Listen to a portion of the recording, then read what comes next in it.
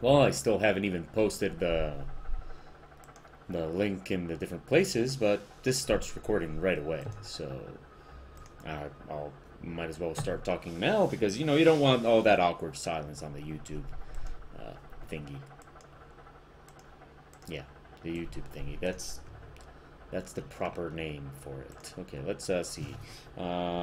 Working on the webcomic. Oh shit, I forgot to write. Comic live. Cats and cats and more cats. Hey Pixie, good morning. Give me a second. Give me a second while I write. It's very difficult to write with you on the keyboard. You can't step on the keyboard. You know that. Okay. Link. There we go. Post that. And oh shit. Post this. Come on. Okay, and now we post on Twitter, and then we post on Google Plus, although I don't really see any point to it, but let's just post it. And that brings us to the chat room, where, oh, there's already somebody there. Good morning, Yodel. How are you today? I'm fantastic. Let's get to work. So, good morning, everybody. This is the Twitch Ministry of Abnormality. Come on, Pixie. Really? Yes, meow to you too, but you gotta learn to control those impulses. So this is the Ministry of Abnormality Twitch broadcast. Good morning, everybody. It is October 22nd of 2015, 9 in the morning, and let's get to work, shall we? Today we will be drawing the webcomic for tomorrow, October 23rd. And it's going to be all about cats, because, well, cats. I love them. Good morning, Yodel, in the chat room. I see you're hungry, but otherwise great. Well, maybe you should just have something to eat. Pixie, you do not sharpen your claws anymore on the monitor. I am this close to just spraying you with water. You think about it, okay? So, that was an awkward start. Yeah. Hello, everybody. It's so nice to see you. Welcome to my neighborhood. My name is O. I'm going to be drawing for you today. Let's adjust this webcam. It's a little bit off. Let's see. Broadcast here. Why is there no music? Oh, okay.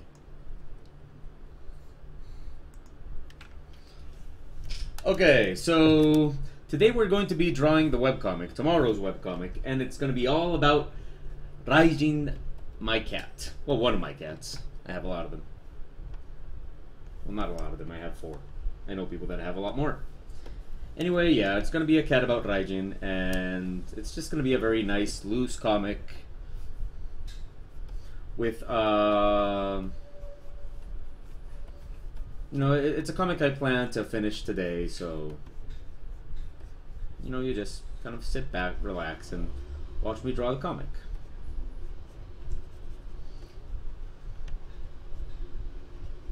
Now, Raijin is a very special cat, because Raijin is a humongous ginger cat. He's truly, truly big. He is, he's not just big, he's kind of muscular too. He's like this huge muscular cat that is afraid of everything. He really is. And the thing about Raijin is that he has this thing that he does with the water in the house. And that's what today's comic is going to be about. It's going to be about Raijin and the stuff he does with the water in my house. Now, what I'm doing first is I'm kind of getting a feel for Raijin's face, so we can make it nice and expressive and stuff like that. You know, I wanna have a nice, kind of expressive Raijin here. So I'm just kind of exploring his face, seeing what comes of it.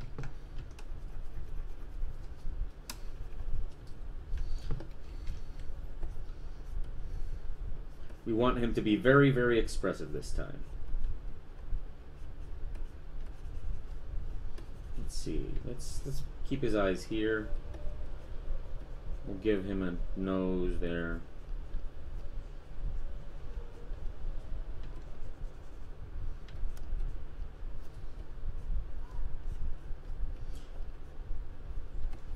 Now, the thing about Raijin is that he is huge, he's muscular, he's massive, he's definitely an alpha cat, but he is afraid of everything.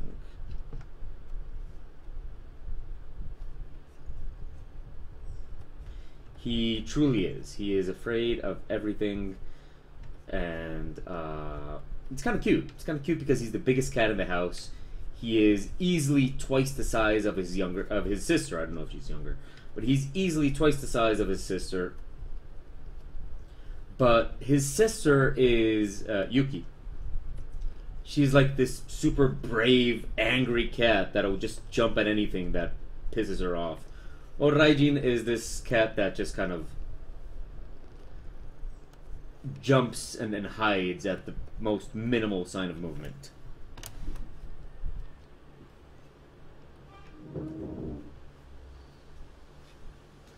But he's a handsome cat, so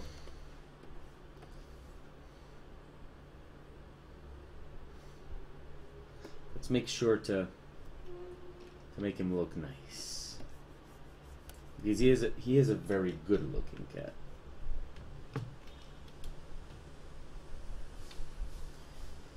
Yeah, Pixie, I'm drawing a comic that isn't about you. Jealous?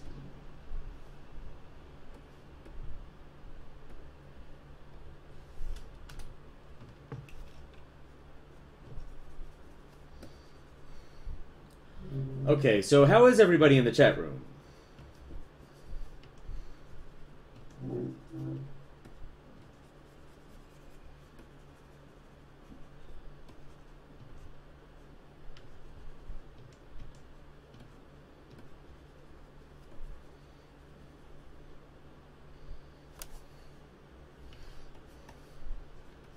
Now, the thing about Raijin the cat is that he is, like I was saying before, he is humongous. So, it's like, and he's not just, I mean, he's not fat. Like, he's not a fat cat. He's like thick. He's got big arms and he's got like a broad back. And since his chest is like white, it kind of comes out more even. So this is actually what he looks like. He's like this bodybuilding cat. Now I want to fix his eyes. I like the shape of his head. Let's fix his eyes.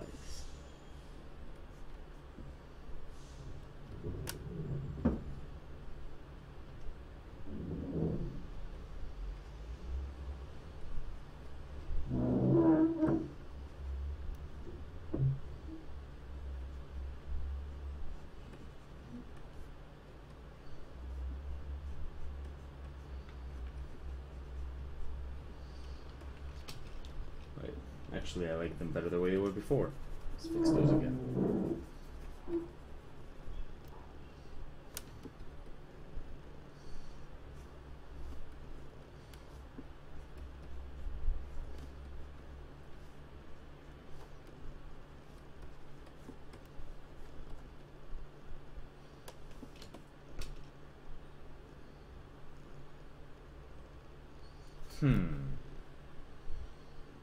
I'm not digging this. No, let's start over.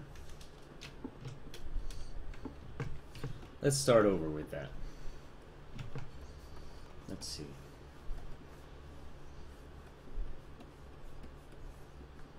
Okay, now the thing about Raijin is that he is so thick that it looks like he didn't have a neck. So let's focus on that.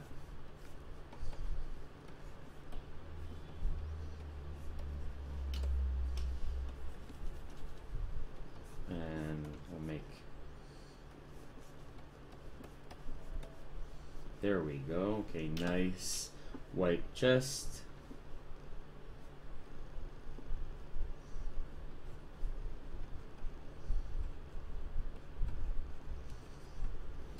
Now, he does have a cute face, but let's... Yes, this is more of the look I'm looking for. I'm just going to give him a smaller nose.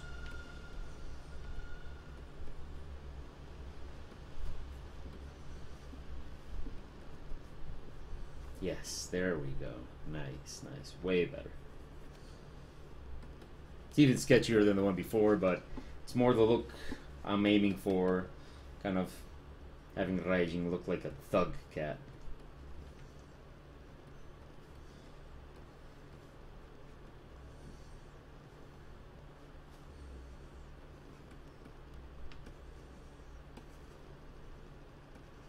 There we go.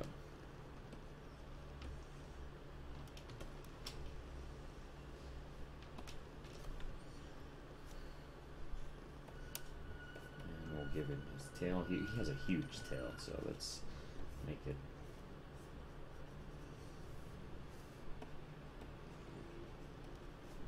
There we go. This is what I needed.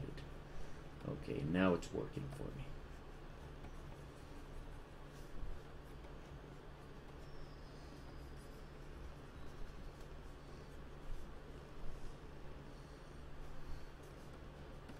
There we go. Okay. In the chat room they say that the last pose felt a little more Batman and this pose feels more The Thing. Well, he is an orange cat, so... Still not happy with his eyes, though.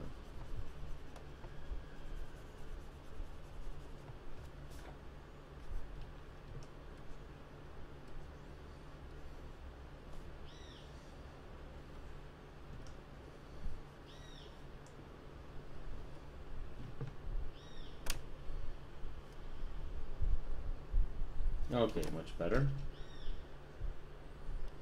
I think. Let's see. I mean, I have to do a bunch of expressions of Raijin anyway, so let's. I mean, we'll figure it out along the way.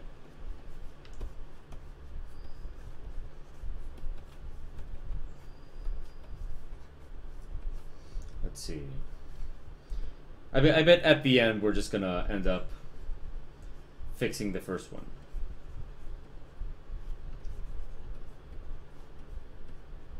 Yeah. I think a looser, kind of more cartoonish look is gonna work a lot better here.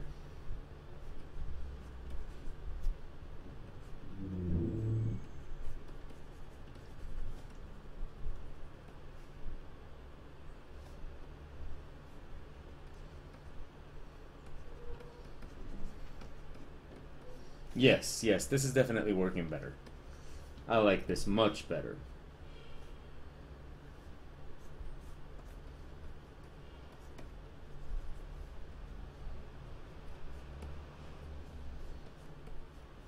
Ah, yeah, much better. Love it.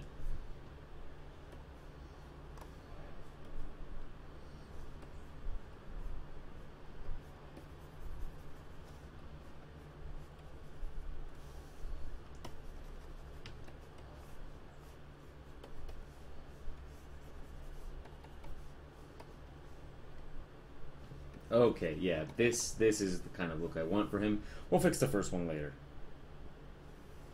Let's give him a little bit more of expression because he does not approve of what he is seeing.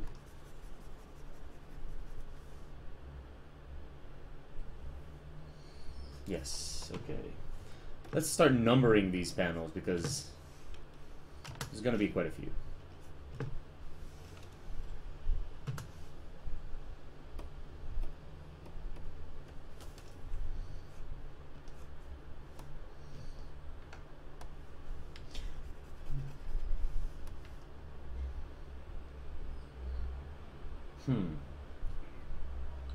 What's up, Pixie?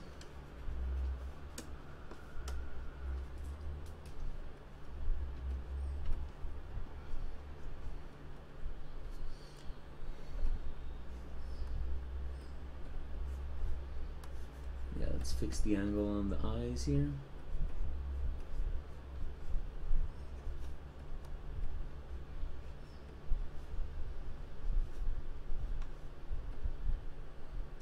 Oh yeah, that's much better. Look at that.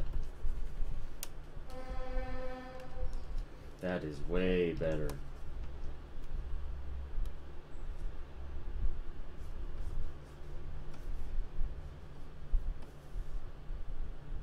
Love it. Okay, let's move on to panel 3. Now the idea is that today's comic is about Raijin and a cup of water. Let's duplicate this. But actually, we can erase this. Leave this here. Name this number 3. And just shove it up here. And we gotta reference it.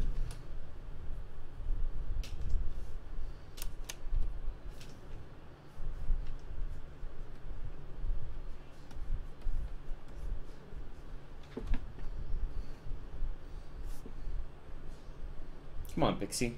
Stop it. You're making life very difficult, Pixie.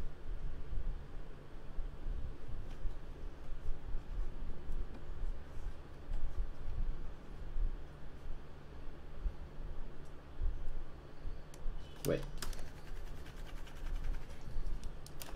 Okay, let's see. You're making life very difficult.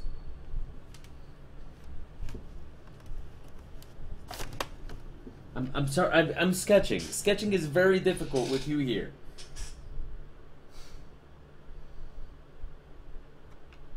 Yes, you can sit on my lap. On my lap would be 10 times better. Please, sit on my lap. I beg you. There we go. See, on my lap it's better.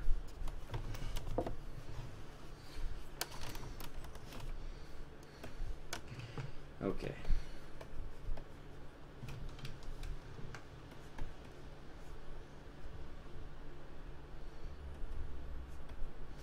Okay, let's get in here. Oh, good morning, Vaughn. Oh, what am I doing there? Good morning, Vaughn. How are you today?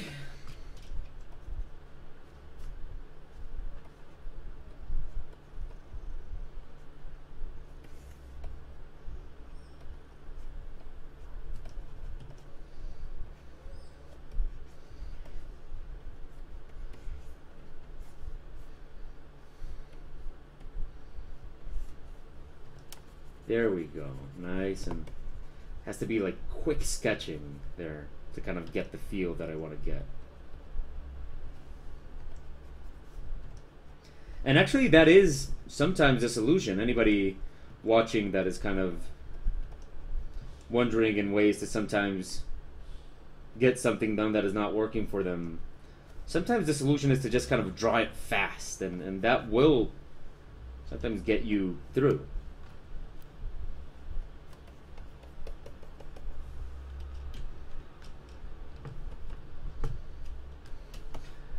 Well, I'm starting my day drawing cats, so I'm good.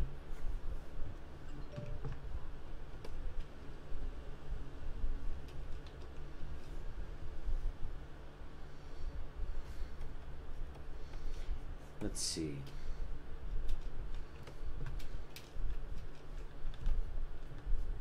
Let's see what we got here.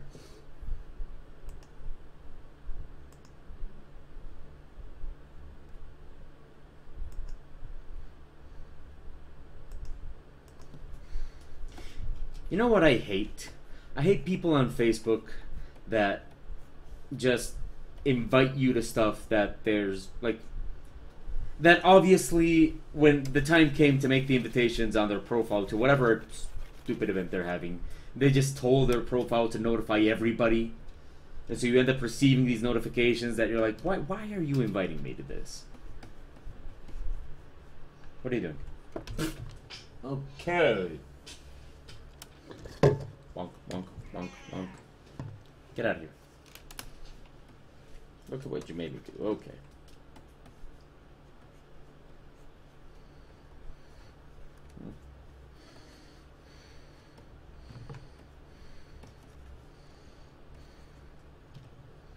Oh, crap. Pixie, you're... come on. Okay. Sorry, guys, watching and wondering, like, what the crap is the matter with me. Sketching is something I love, but it's also something that requires a little bit of, like, comfort. And it's a little difficult to get comfortable with Pixie here.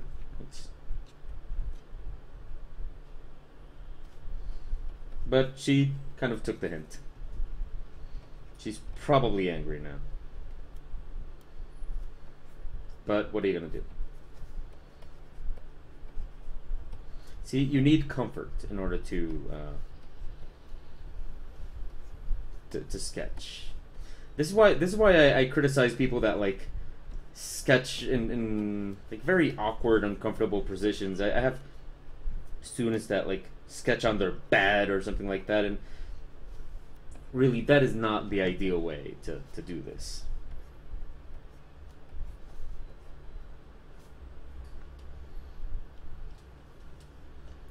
Okay, oh look, our first spam bot. Let's spam that guy. Fuck you. There we go.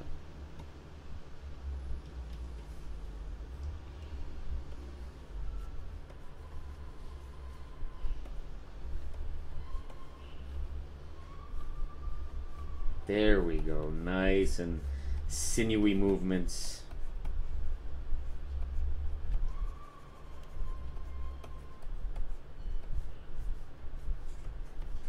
There we go. Oh, nice. I like that. You know, if you were just listening to this, it would be difficult to tell if I'm making art or watching porn.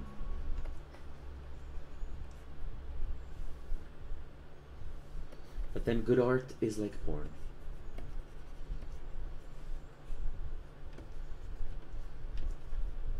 Look at me and my ego.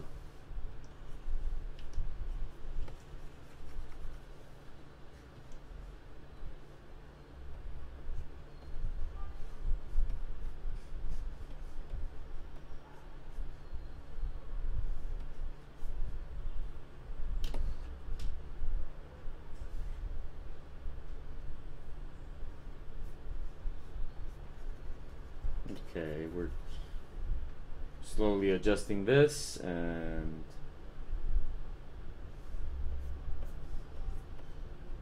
okay, so the story goes, Pixie likes to drink her water in a human cup. She does not like a water bowl, she likes a water cup. So every single day when I serve myself a glass of water, even if I do it 100 times a day, I have to serve Pixie a glass of water too, because otherwise she'll just meow continuously until she gets her own cup of water.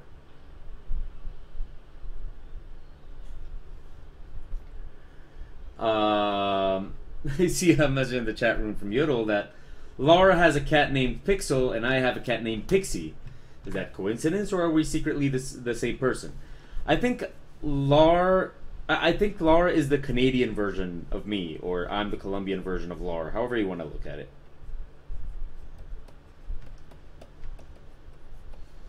So yeah, maybe we are the same person.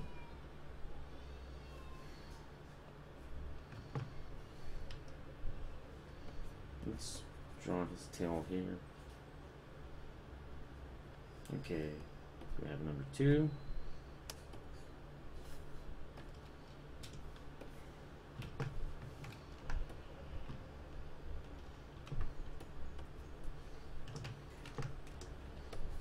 Okay, this is number 4.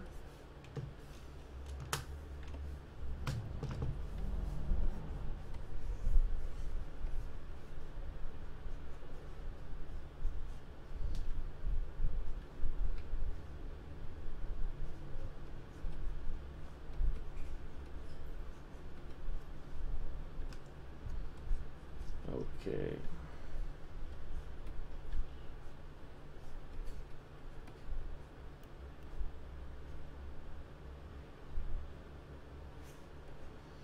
So anyway, so as I was saying, so the thing is, every single day, several times a day, whenever I get something to drink, I have to give it to Pixie too.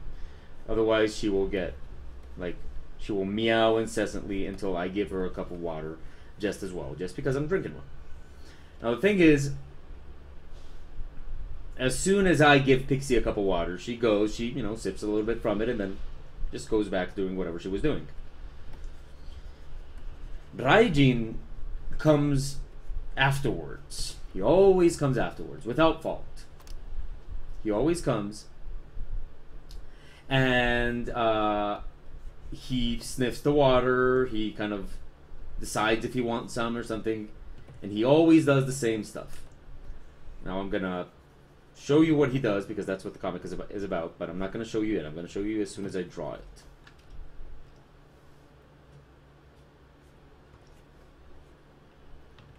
No, let's.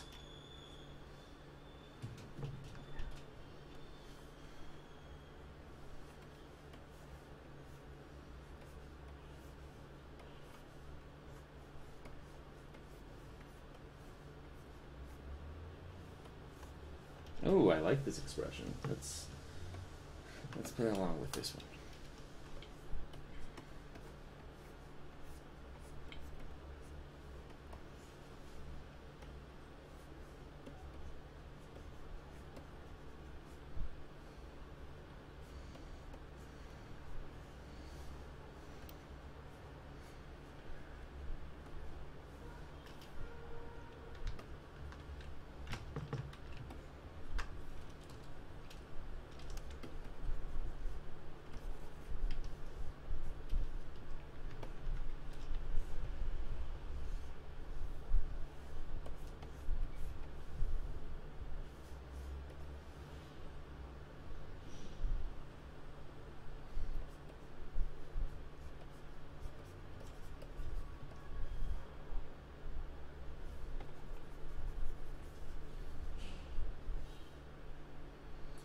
Okay.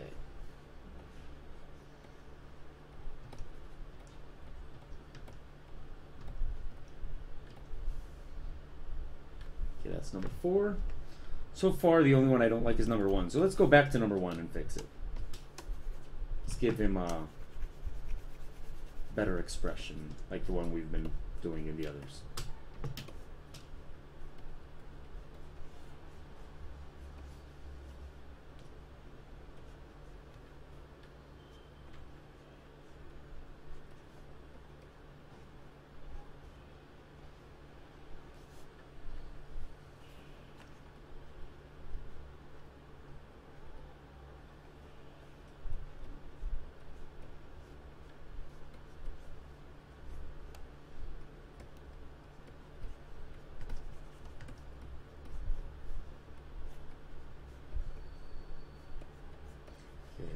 Very neutral kind of pose here. Great. So he sees something.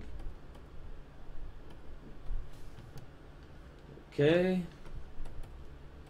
It's a very animation kind of day from what I'm drawing here. Now let's see if I can pull this one off.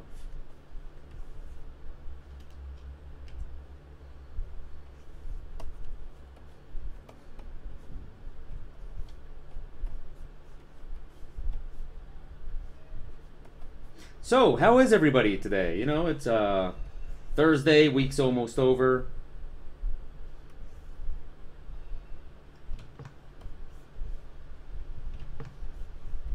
Let's see. Okay, so if he does that, I'm gonna bring him here.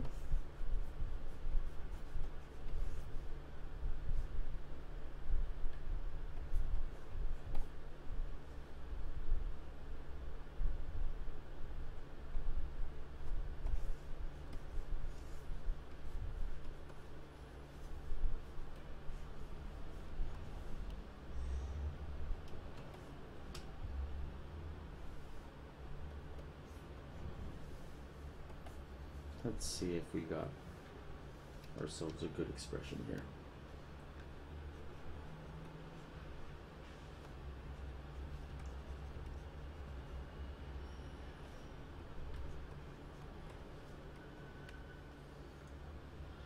I've been eating sandwiches for the last 20 minutes, so I feel awesome. How many sandwiches have you been eating? Because you make it sound like you've been eating a lot of them.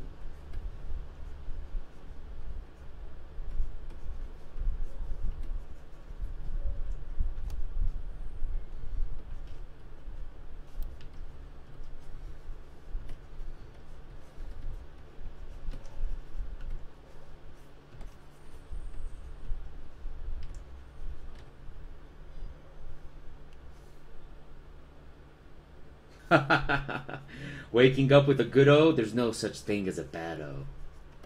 You know.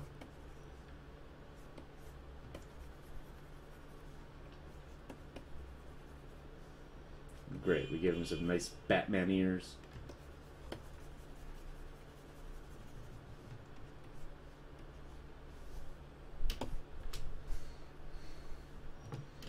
Five sandwiches. Okay, wait.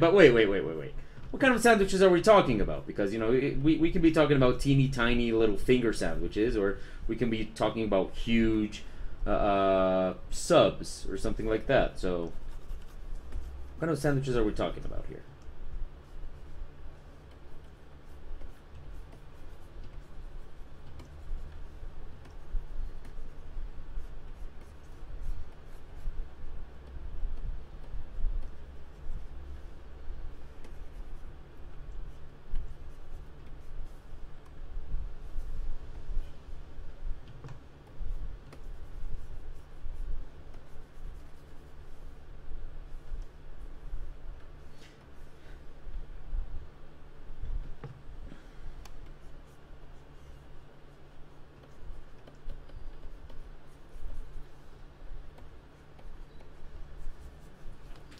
It's actually just a slice of bread with some cheese on top per sandwich.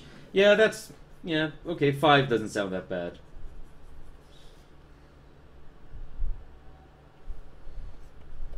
So every single morning, no, actually every single hour of the day, because I do this several times a day. After I give Pixie her cup of water, Rajin goes, looks at it for a little bit, and then just goes, fuck this shit. And knocks it over.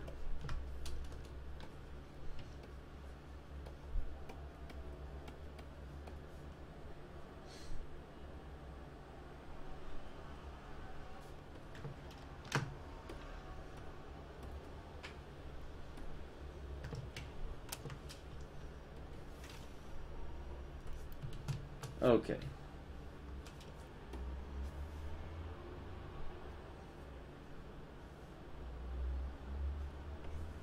Then he just kind of stays there.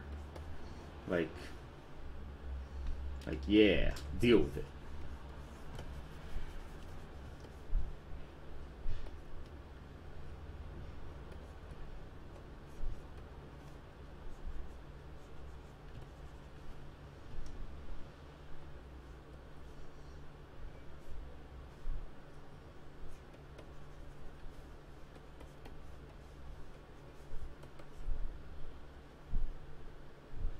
No, wait, this is not the expression I want.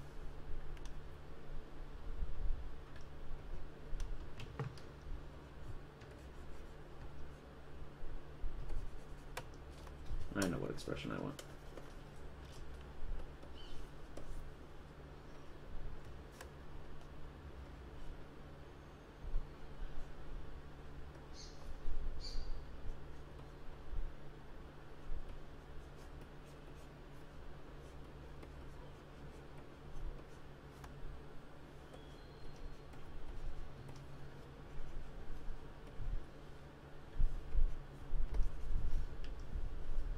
Yeah.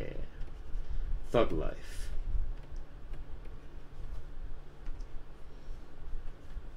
That's my cat.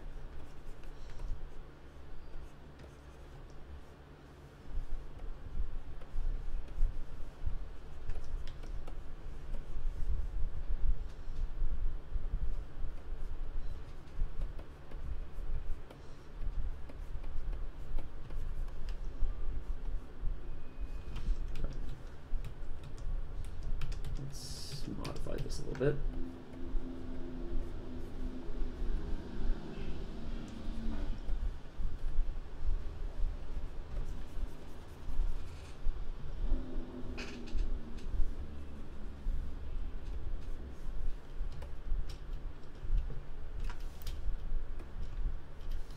Yeah, it's a thug life cat. That is Raijin.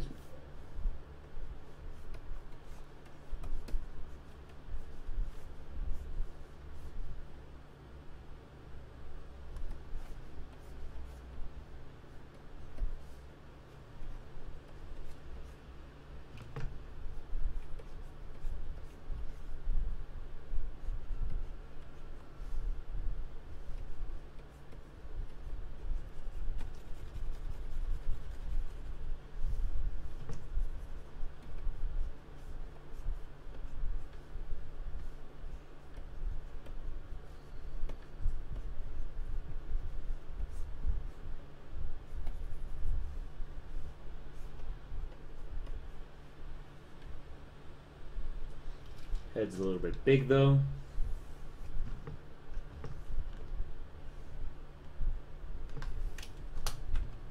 Yeah.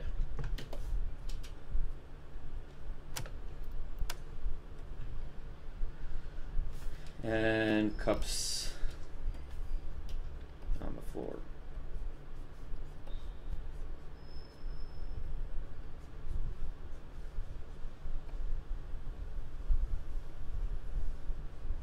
He actually sits there in the puddle.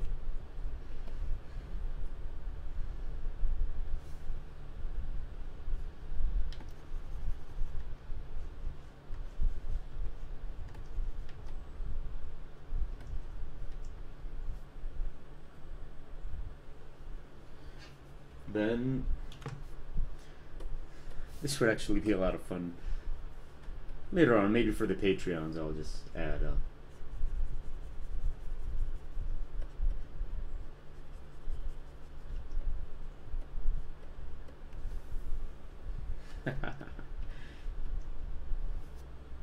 deal with it.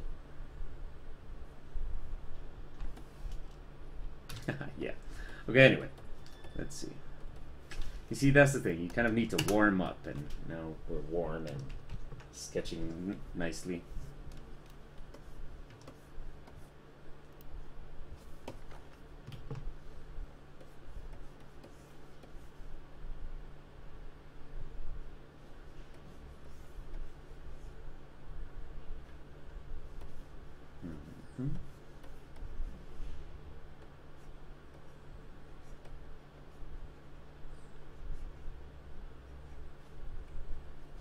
Let's see.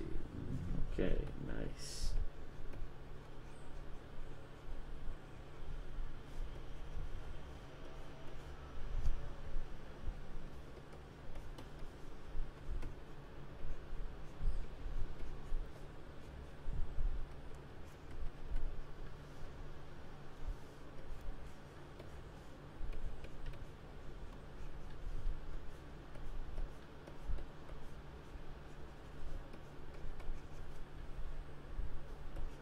But then,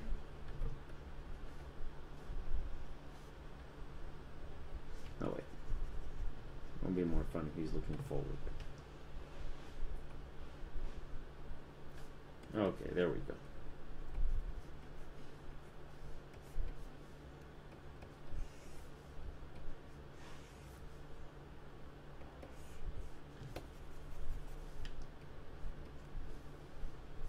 But then Raijin decides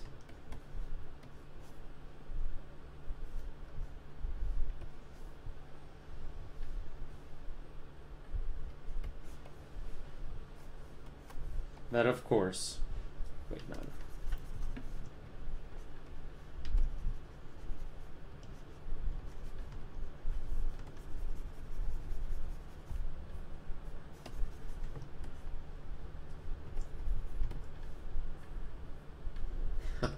I like that expression.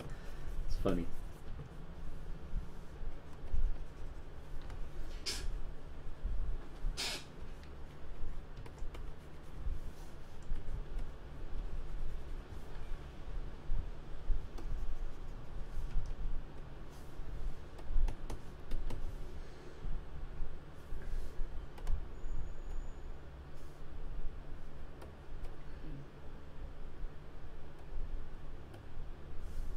Let's make sure that we have the same cat, of course.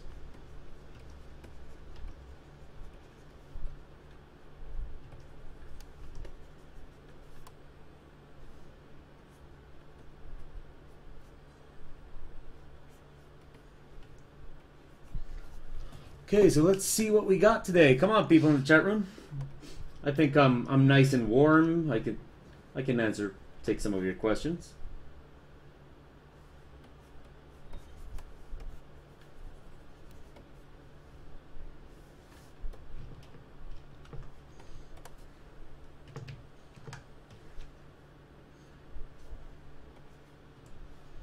Let's see.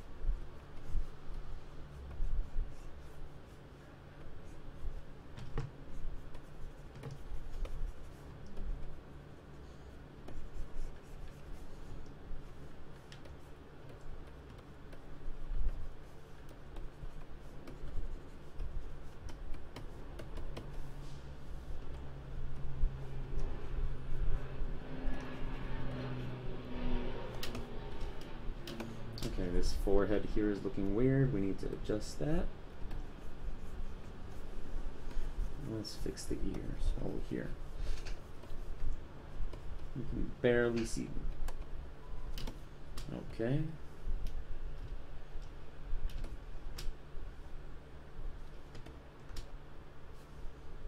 Let's see if we can. There we go.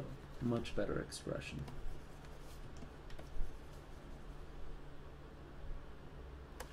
No, I don't like it.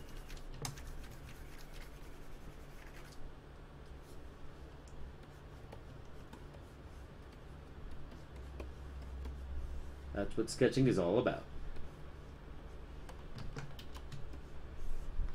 Let's see. So we're gonna have eyes here.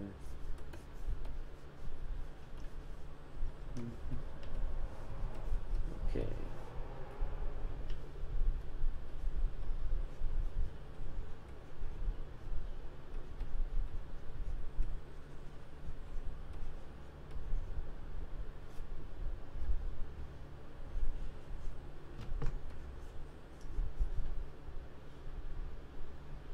I think we need to make him like more yelling hysterically.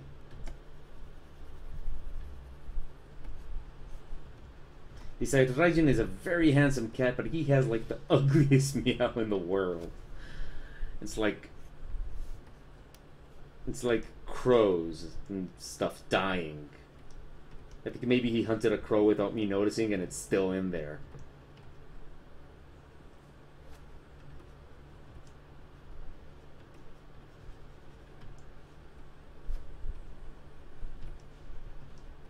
I like this better. This works way better.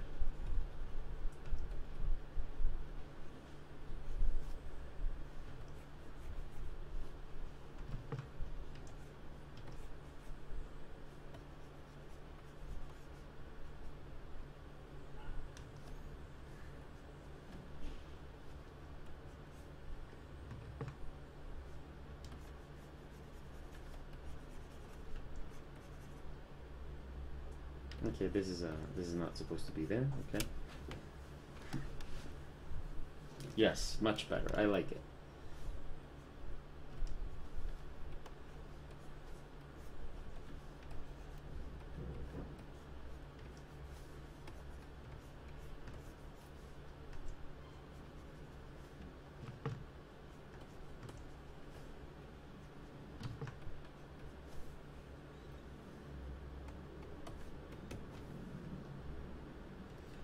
There we go. Nice.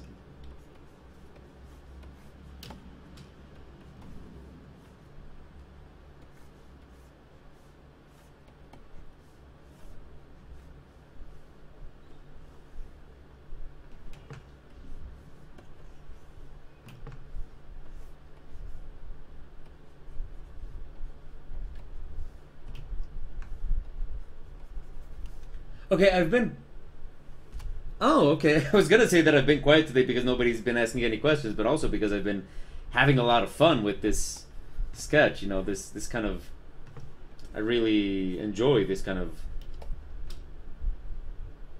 of work. You know, sketching is just so much fun.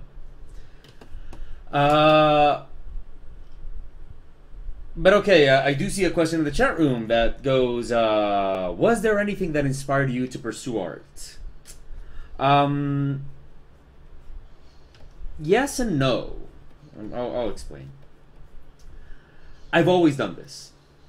My earliest memory is when I was 3 years old. I made a painting. It was of a slide. I used to like slides. I still do. Anyway, yes, my first memory of anything, actually, is a painting of a slide. And it's just, it's what I am.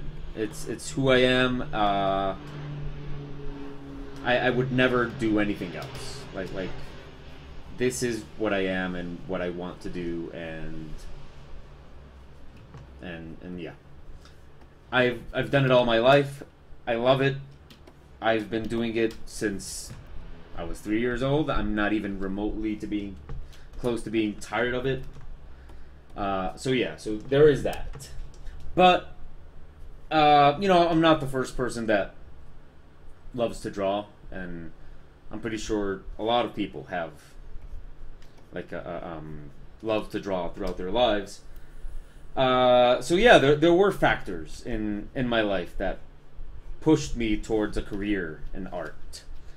My mother was very, very much one of those factors. My mother,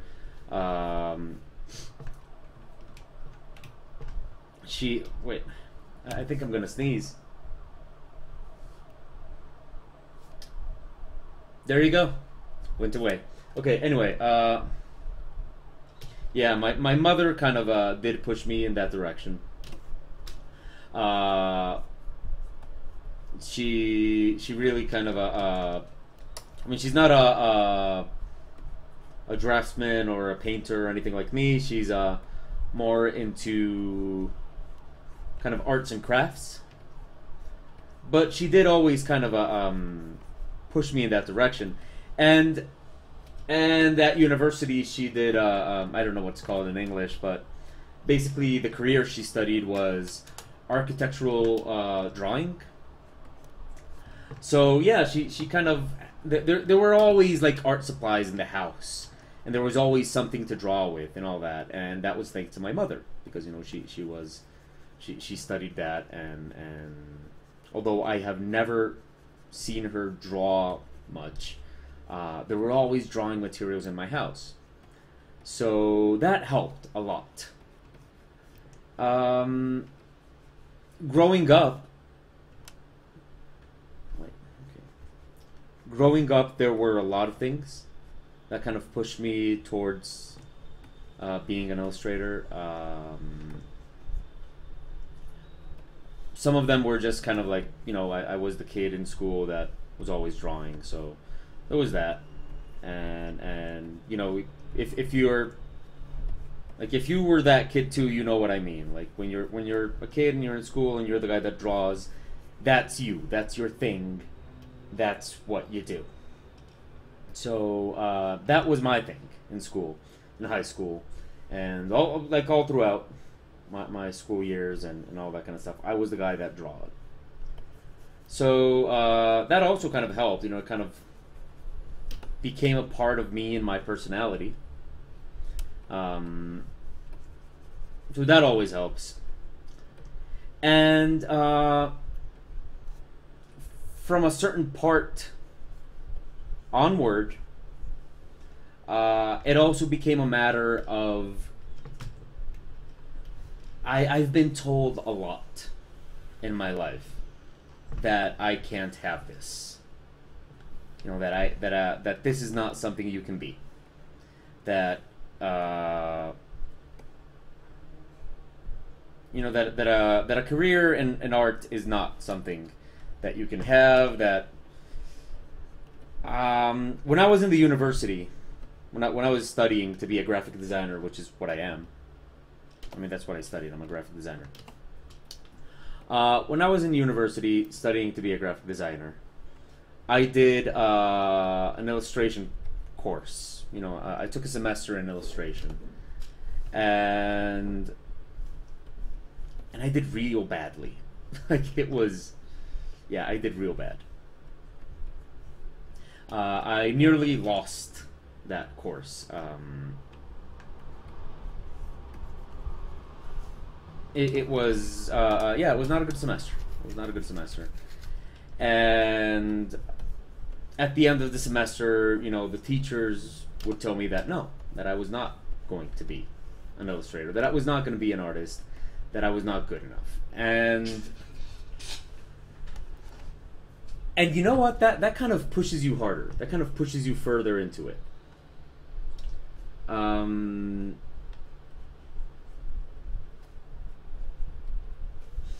So yeah, there's a lot of stuff that kind of pushed me into becoming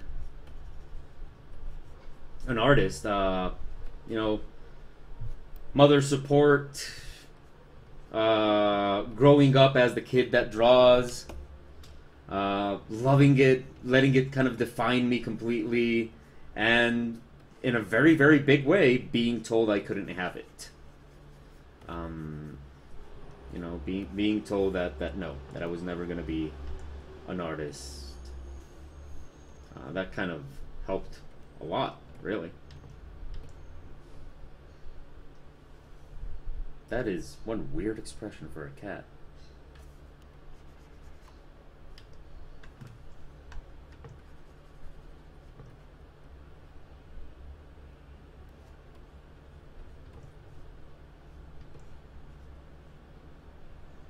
Okay, let's see if we can.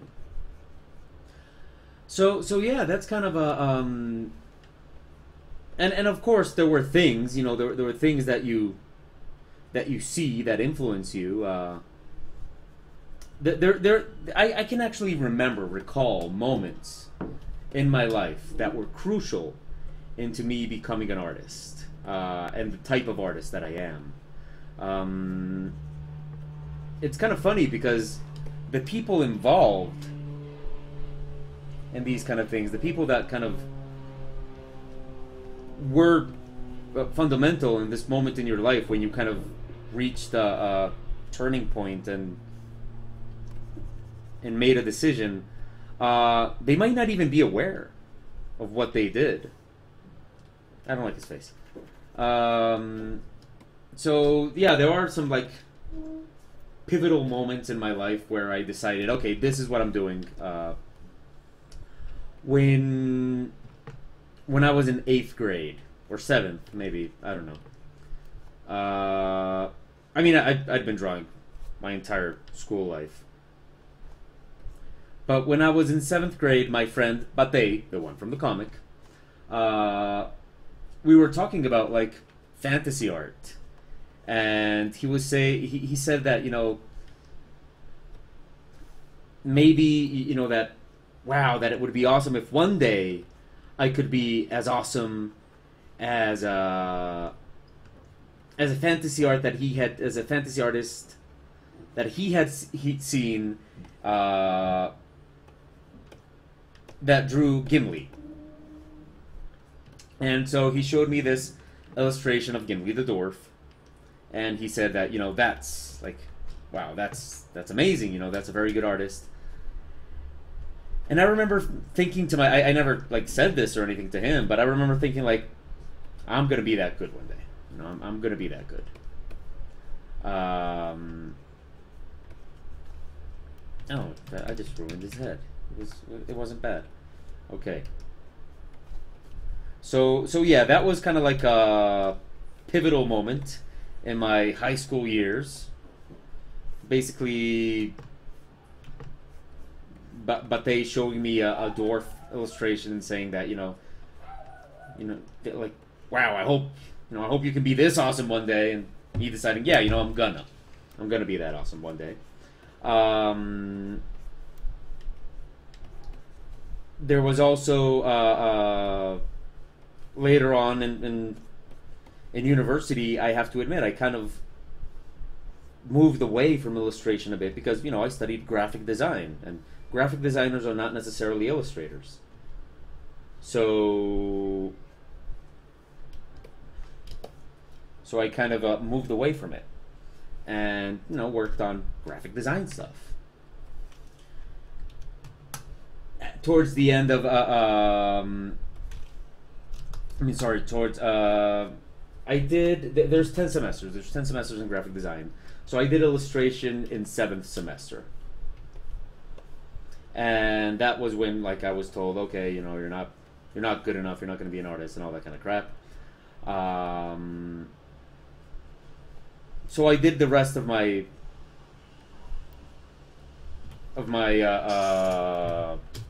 university years just doing graphic design stuff. Kind of studying editorial, typography. Towards the last semester, I started studying animation, and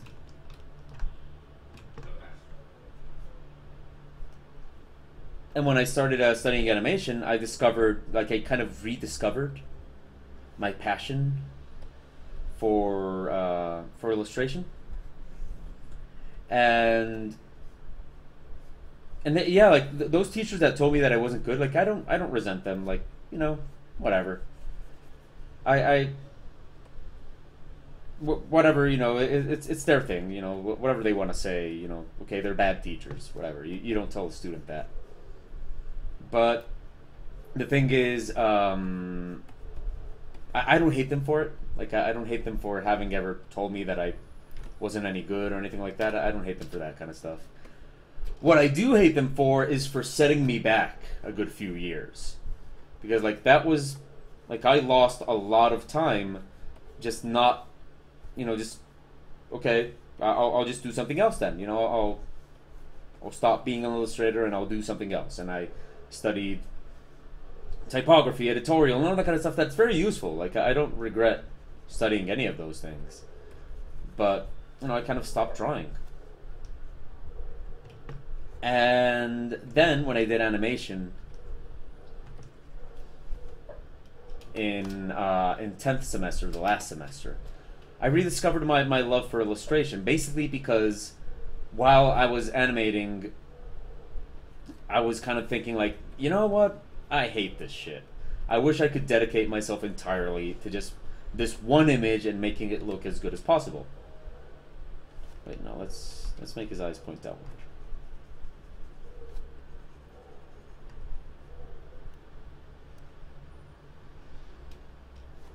Now let's change this expression a little bit. There we go. Better. So yeah, that kind of that was kind of my process. When I graduated, I kind of didn't know what I was gonna do, what was gonna happen with my life, and like most people that graduate. But the bad part was that I was I mean, even if I say it, I was a pretty good graphic designer. So I got a job right away. And I hated the job. I hated the damn job. I didn't like it at all. And eventually I landed another job that I liked, but I'm glad I'm not in it anymore. I landed another job that was doing web design. This is back in 2003. So it was pure Flash.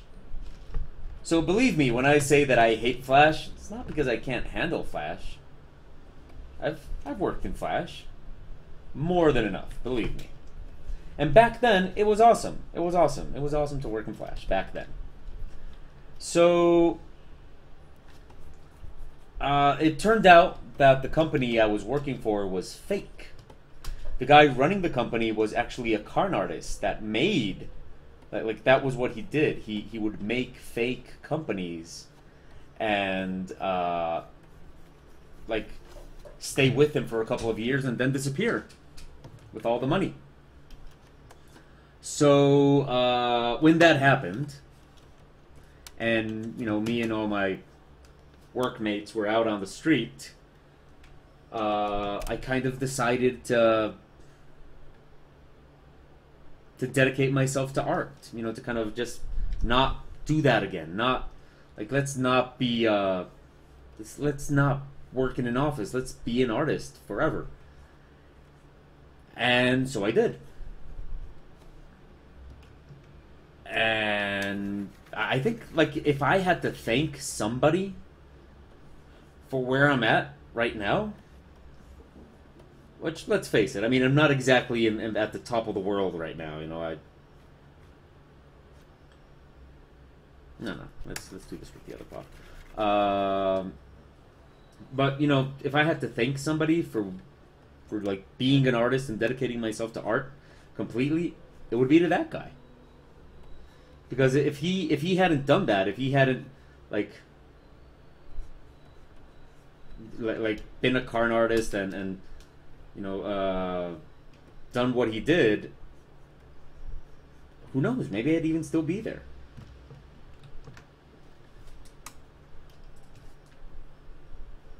So yeah, you know, it's like, I think if I had to thank somebody for me being where I am right now, it's that guy.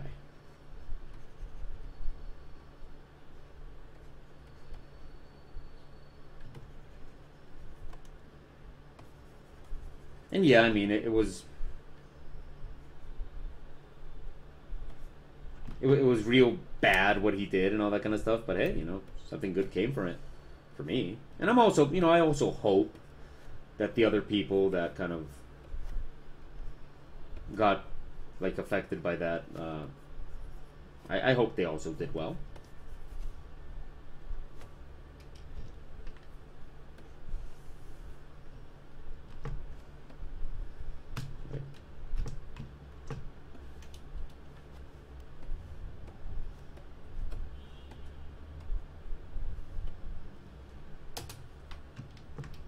Yeah, the guy was a huge asshole. But, hey, what are you gonna do? I tell this story all the time. I mean, some of you probably already heard it. But it is the story how I decided to become a professional artist. You know, after that I got like in this kind of depression thing where, you know, I didn't want to work and all that kind of stuff, and I decided that all I wanted to do was be an artist, and promised myself that I would never set foot in an office again. You know, that I would never work in an office again. And I've kept that promise. And I plan to continue keeping it.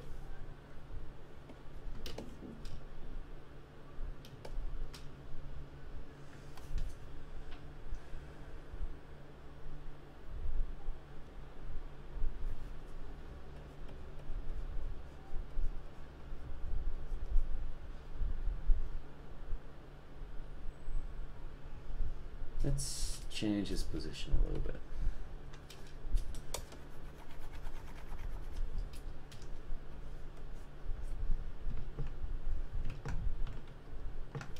Let's see.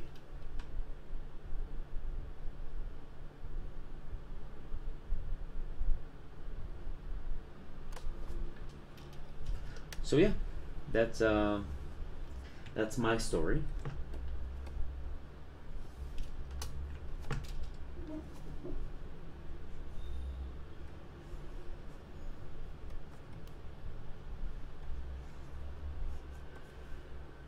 I don't know. Let's keep him sitting. I like the fact that he's sitting, and besides, he always does it.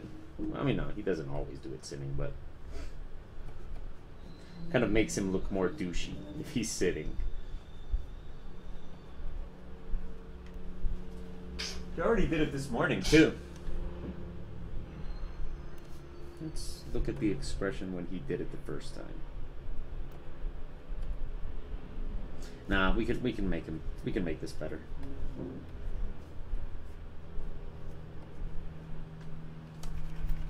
Let's make this better.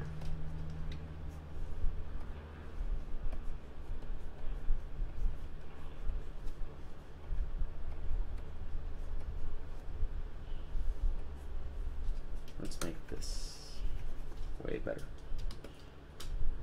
Oh, okay. I see another question from Wavy Lines. How did you come across being a teacher? Did you fall into it or search it out? Both, actually. I'll explain. Okay, at first, this actually connects to what I just spoke of. Okay, so basically, when you start out as an artist, you don't really make enough, to make a living. So it's important to have like a secondary job. So I had always wanted to be a teacher. I always thought it was kind of a good option. No, wait, I don't like this expression. Let's reference. Let's see where. Wait, no. Okay, so I always wanted to be a teacher. So when I started working as an artist, I said, okay, that would be a great alternative source of income. While I make it as an artist, to be a teacher. And so I looked for a job at the university.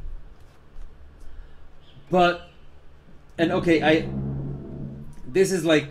I had a friend like on the let's say like in a high place at the university, and he told me that when they kind of decided to discuss if they wanted to have me as a teacher, that this old illustration teacher that told me that I couldn't be an illustrator kind of told them that no, let's not have him. So that happened, and I was like, oh, okay, I'll just whatever, okay. So what happened then was that another teacher that teaches editorial design there needed an assistant teacher. So my friend recommended me. Like, hey, you know what? Why don't you use this guy? And so let's see. And so they called me in to teach editorial illustration. So when I started teaching, nothing that had to do anything with illustration, just editorial. I did that for a couple of years. And then I also taught this kind of design workshop classes and stuff like that. Nothing having to do with illustration itself. And again, I also tell this story a lot, so people watching this probably have heard this, some of you. But hey, you asked. Still don't like the expression on his face. Let's fix this face. Anyway, so I teach editorial for a couple of years, and I teach like design workshops and stuff like that, just very designery stuff. While on the side, I'm an illustrator, and I'm working with the webcomic. I'm doing the webcomic, and the webcomic is kind of growing and all that kind of stuff. And in 2007, this other course, this illustration course that I had done back when I was a student and almost like flunked and all that kind of stuff, it wasn't doing very well. Like the students were very unhappy with it and all that kind of stuff. So I kind of, I'll give you the shorter version of this story because I tell it so much that people that already heard it are probably going like, oh, this story again.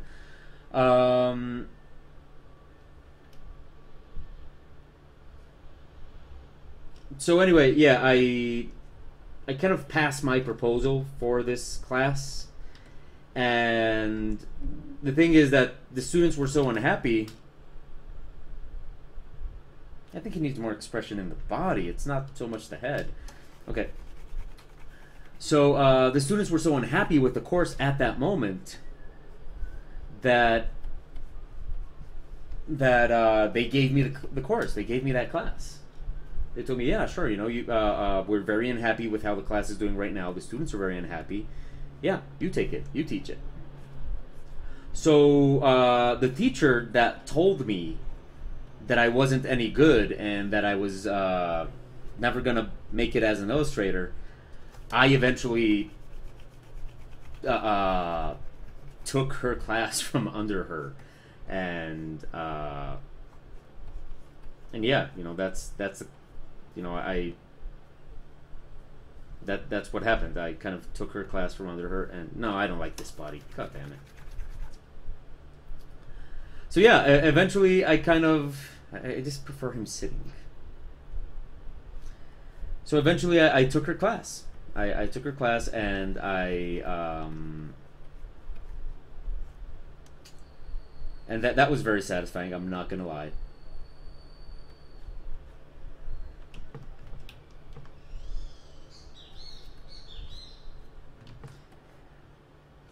And yeah, that's how I got to teaching illustration. Now that was a different course than the one I teach right now. I taught that course for like 5 years maybe. Taught that course for 5 years and eventually got also dissatisfied with it. I wanted more. Kind of wanted to teach a course where I could teach more advanced stuff. So I proposed to the university a course in advanced digital illustration. And they also, you know, I kind of had to propose it, and yeah, you know what, let's just leave them like that.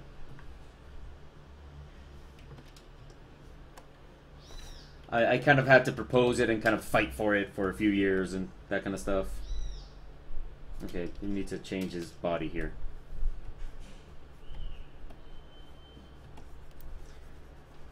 And after like 3 years of insisting and asking them to let me teach that course, they finally gave it to me. They finally let me grab the course and teach it. And so after that, I stopped teaching the illustration course and I started teaching advanced digital illustration, which is what I teach right now. And I've been teaching advanced digital illustration since 2012.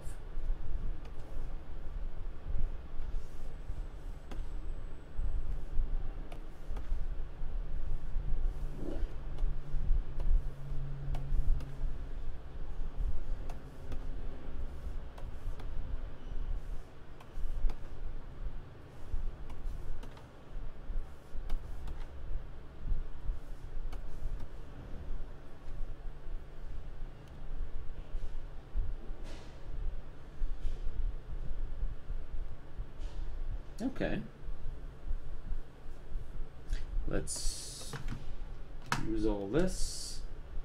Adjust some sizes.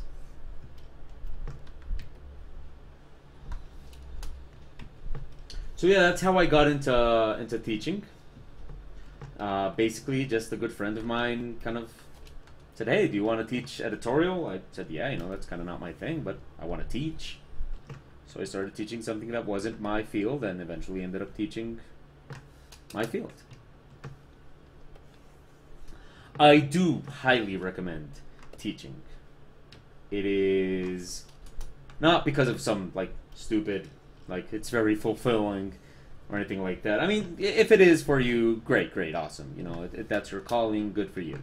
But that's not why I taught. I taught because it's a great way to, how should we say, it's a great way to stay in shape as an artist, as an illustrator. It's a great way to keep yourself up to date and all that kind of stuff. It's real great. So yeah, I highly recommend it to anybody that works as an artist. Okay, So what I'm gonna do is I'm gonna take a brief bathroom break, and I'm also gonna go grab something to drink because I am dry. Let's wait.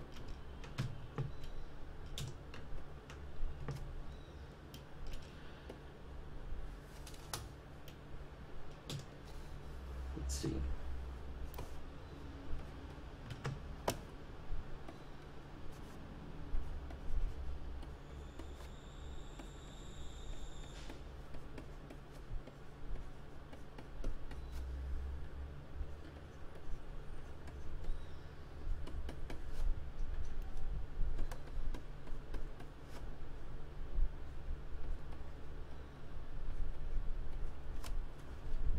Okay.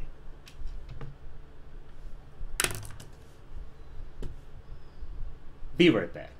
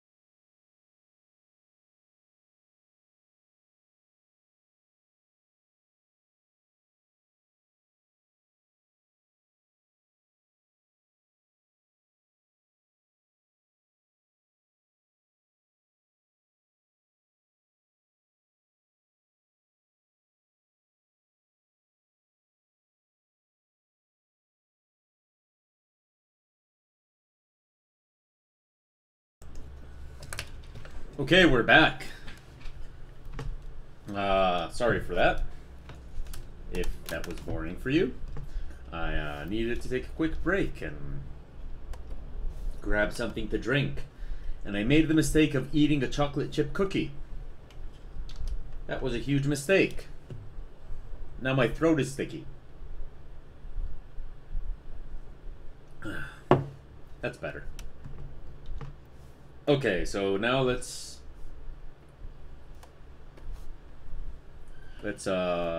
draw this in. So yeah, I'm gonna make this comic a little sketchy because I think it's a more practical way of doing it.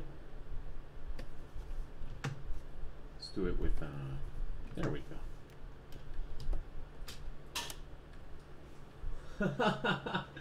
It's funny. Right now, right this moment, Raijin just did the thing. He just went and knocked over the cup.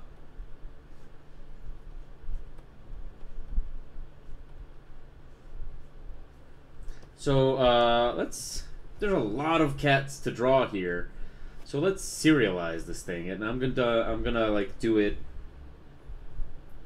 I'm gonna draw the eyes first of all of them. And we'll do it that way, and when you least expect it, we'll be done.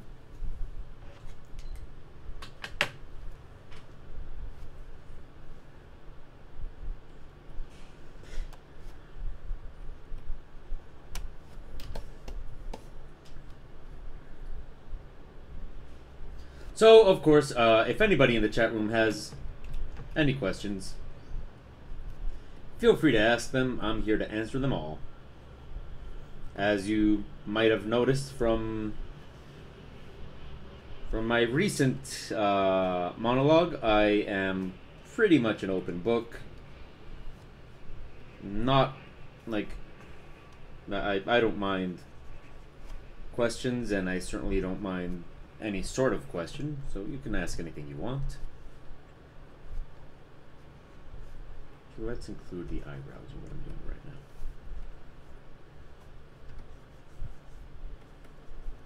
And cats don't have eyebrows, but well, some do, but not Raijin.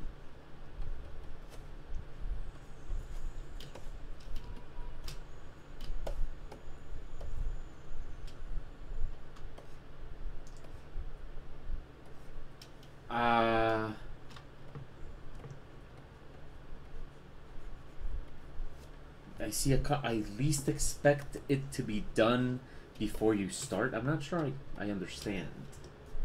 Now I feel stupid.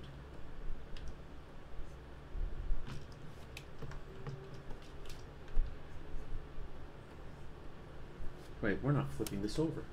I have to flip this over.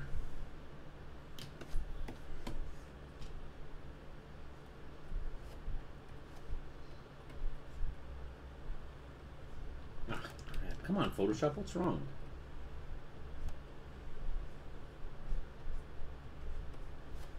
I think my computer's starting to have memory issues. Which, you know, is to be expected. It's an old computer.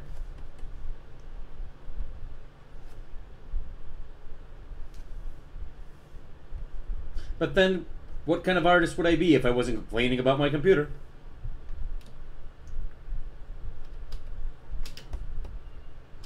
Oh, okay. Okay, I see a question in the chat room. Asking, do I still do pencil and paper drawings to scan in, or am I pretty much only using a tablet now? I'm mostly tablet. Now, basically, I put a lot of effort into trying to get my tablet to behave like pencil and paper. So yeah, I'm pretty much tablet entirely. I still do occasional pencil and paper, and one of the classes I teach in my course is I teach like techniques and stuff like that, and you know, stuff like watercolor and inks and that kind of stuff.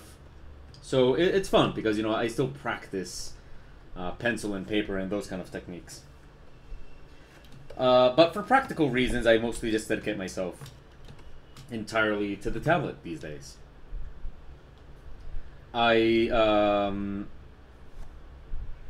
get nervous about it because these tablets are very, very expensive. And if this tablet were to break or something, I don't have the kind of money that's needed to replace it right now. So I do get like these moments when I get kind of nervous about depending so much on something that could like break any second. And but you know, in order to kind of combat that, I make sure that, you know, I'm still capable of working pencil and paper and watercolors and all that kind of stuff, and you know, I can still handle. So, you know, we're good. But for practical reasons, I mostly just dedicate myself to the tablet these days. It saves me time, it saves me materials, and well, you know, I have it, so why not use it?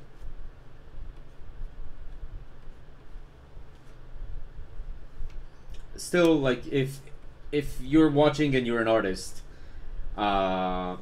this really isn't necessary. Like, you really don't need one of these to be a good artist.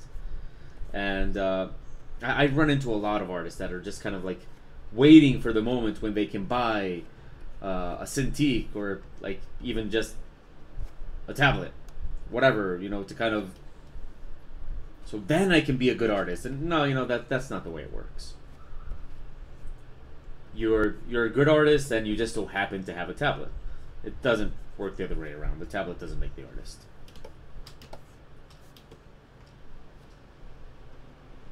They're fun to have. They're practical. I'll tell you that.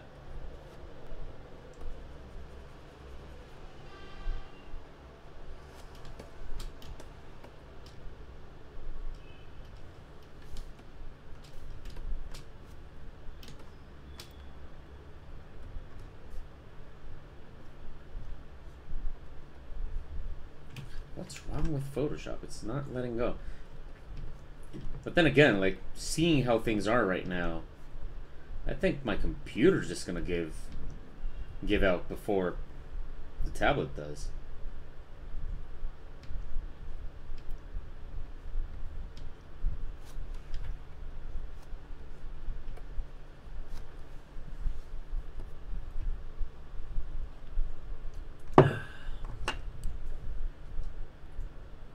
Have an email.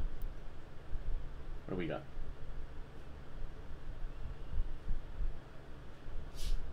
No, thanks for the follow, Wavy Lines.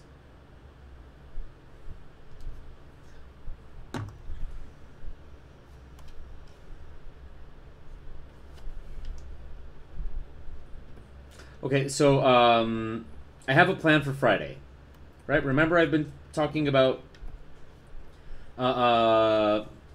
playing on Twitch and stuff like that. So I'm gonna do that this Friday evening. My evening, of course. I realize that it's probably even evening for some people that are watching, but my Friday evening, I'm gonna play.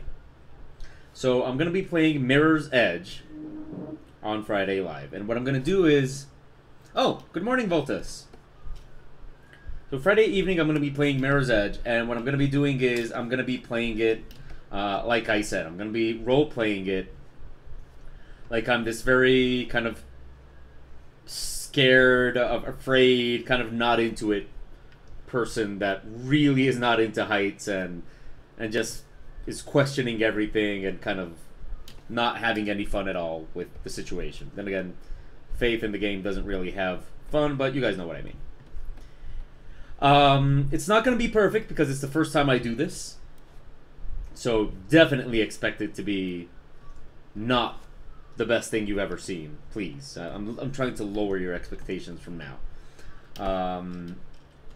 And what I'll be doing is I'll just be like playing it for fun, making comments, kind of improving all the jokes and all that kind of. Oh, I'm sorry to hear that, Boltus. You had to do overtime. Oh well.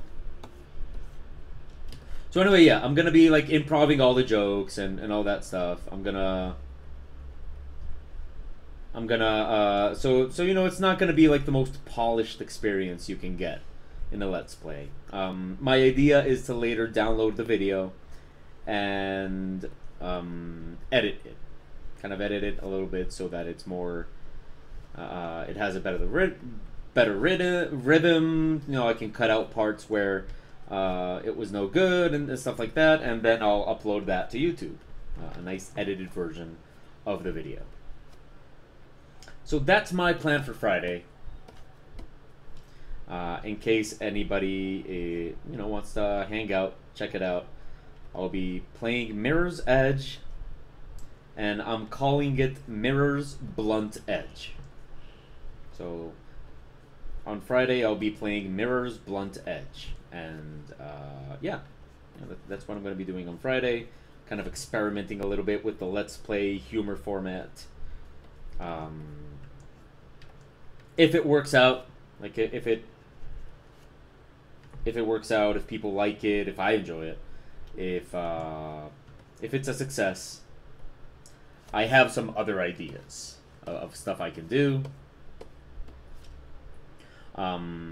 especially concerning Dark Souls. And I have a lot of ideas of stuff I can do with Dark Souls. So, you know, let's just give it a shot. I re-downloaded Mirror's Edge yesterday. I try not to keep games installed that I'm not playing at the time. Mostly for space reasons, you know. It's not, you know, I don't have that much space, so you know, we kind of.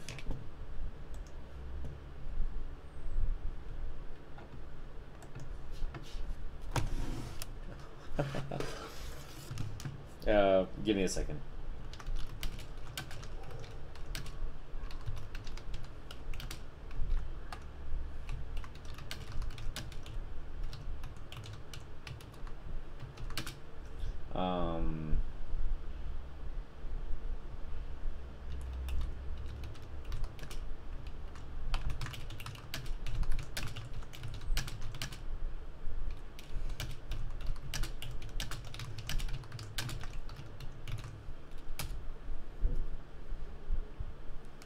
Okay. Anyway, so yeah, so that's my plan.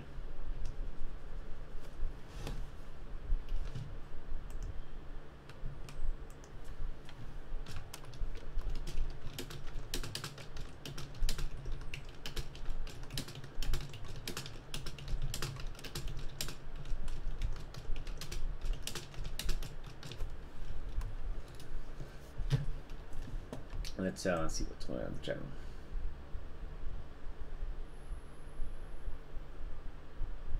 Oh, Volt is saying that tomorrow he will be on at the same time as today, 1 hour overtime too. Oh, okay. I thought you were talking about Twitch, that you were going to be on Twitch. Especially because below you say, I reserved the channel name on Twitch for my game experiment. So I thought you were going to do your game experiment and you were going to start doing it tomorrow. Which you should. Why not? Dude. You know, no time like the present.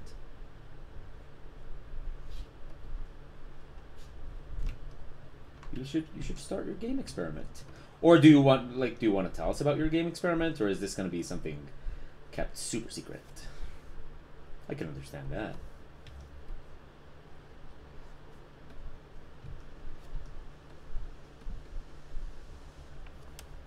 Okay, let's keep this nice and sketchy. Let's do the face shape, and we'll do the rest of like the nose and the mouth later.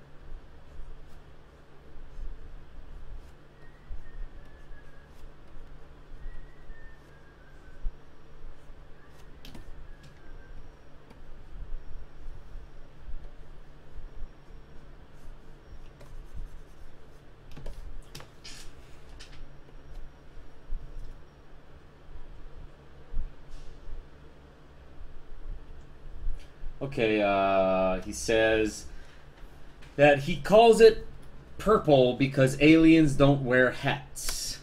That's a very interesting name. And it's mostly just fooling around in Payday 2. Oh, okay.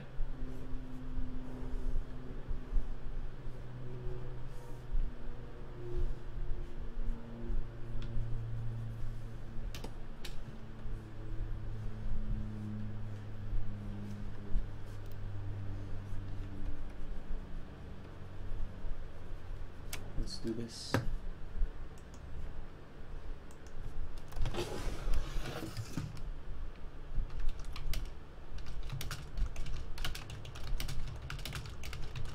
Hey, by the way, so all you guys watching, guys and gals, is the audio any better? I mean, it didn't change anything in terms of the microphone or anything, but I kind of changed my microphone placement. Is it any better? Like, is there any improvement on the audio today?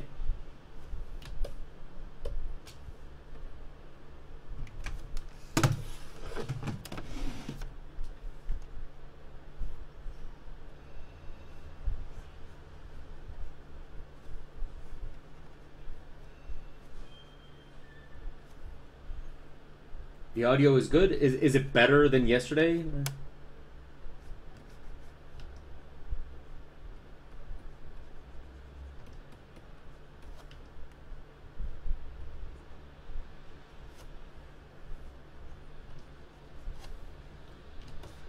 Awesome, awesome. Okay, great.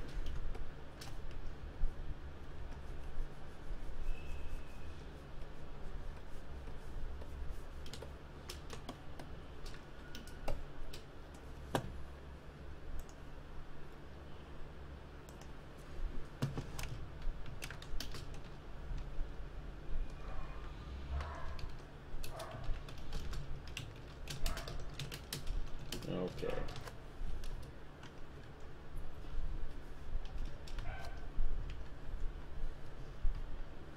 Great, awesome. I'm glad there was an improvement. Yesterday I was teaching a class. I'll show you. Yesterday I was teaching... Where is that class? Okay, this... What is this? Where is it? Oh, okay. This is... yesterday I was teaching a class. This is not a drawing, by the way. This is just a photo I got off the internet. I was teaching my students how to separate CMYK channels. You know, basically how to separate channels for printing press. And yesterday's class, where is yesterday's class? Should it be here? Right. Details. Here we go. And here's yesterday's class that I was teaching. I was teaching them how to do a kind of dot print thing, and I also was teaching them how to do modulations, basically tile sets. You know, this is a tile set, and how to, you know, basically do textures that modulate one with the other. And I was also teaching them how to do fog effects. So here's one fog effect that I did for them, kind of showing them how that was done. Nice little fog effect there. And this was another image I made for a fog effect kind of thing. So yeah. Anyway, in yesterday's class, the students were kind of complaining about the audio quality. And so I decided to, you know, they were complaining that there were some noises. And you know, I decided to see if maybe it was the mic placement. And I moved it, and apparently it helps.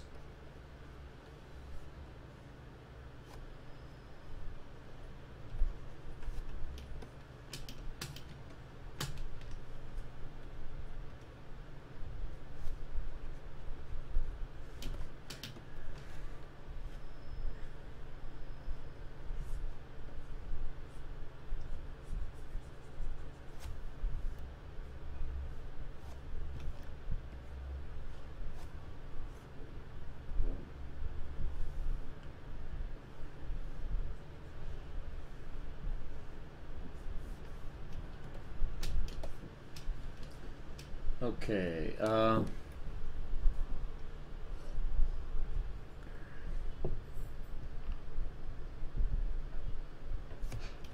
they say in the chat room, I'm very on the fence with purple because aliens don't wear hats. Wait, that's a Mei? Man, I missed that one.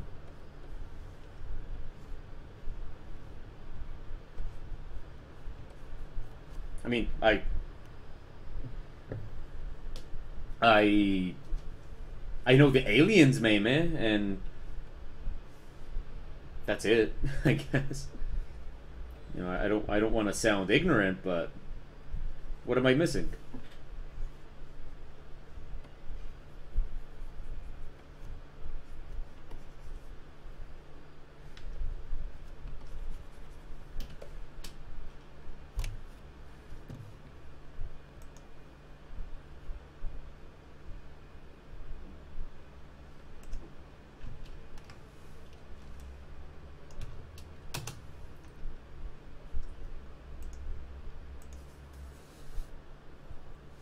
Sounds like Bart versus the Space Mutants. Well, yeah, it's been a while since I've watched The Simpsons. Like, very, very long time since I've watched The Simpsons. Actually, it's been a while since I've watched any animations at all. The last animation I saw was BoJack Horseman, first season. I loved it though. I mean, BoJack Horseman was awesome. I haven't seen the second season, but I did love the first season.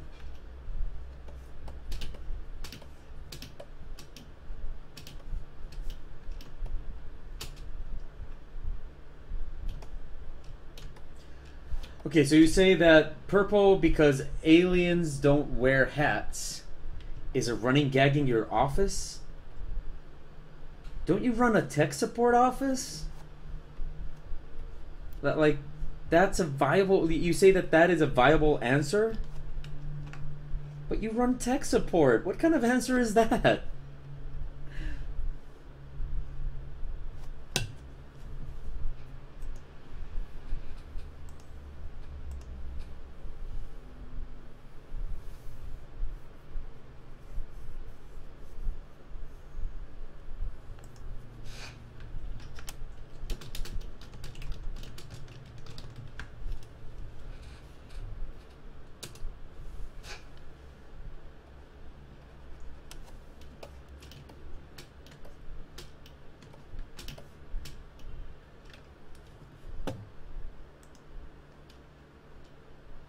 Wow, okay. And do you like give this answer to people? I'm worried. I'm like that's mean.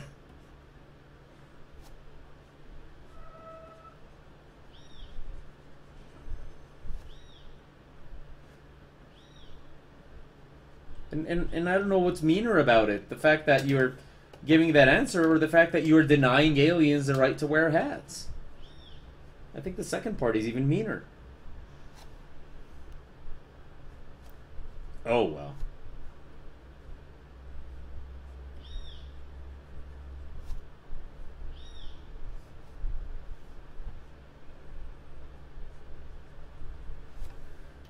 I'm kind of listening to ZZ Top in the background anyway, so everything is good.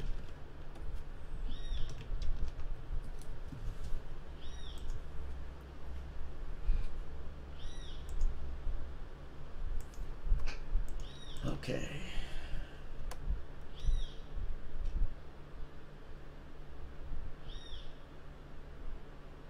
The original question is if Bob has 10 ice cubes and Alice has 10 apples, how many pancakes... Wait, did I suddenly forget how to read? Let's let's do this again, and let's do it with the voice. If Bob has 10 ice cubes and Alice has 11 apples, how many pancakes fit on the roof? So you're saying that the answer to this is purple because aliens don't wear hats?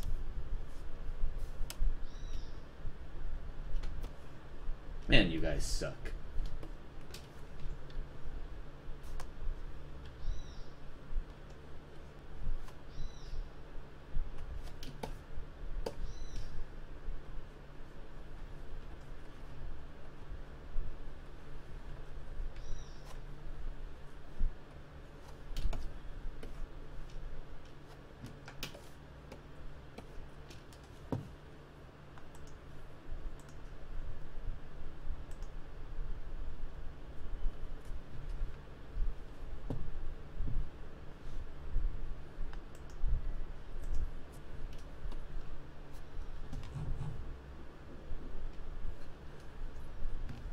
people always use it to bash math?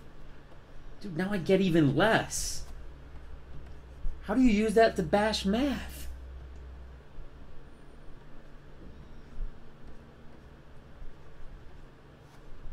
You guys are making me feel very stupid today.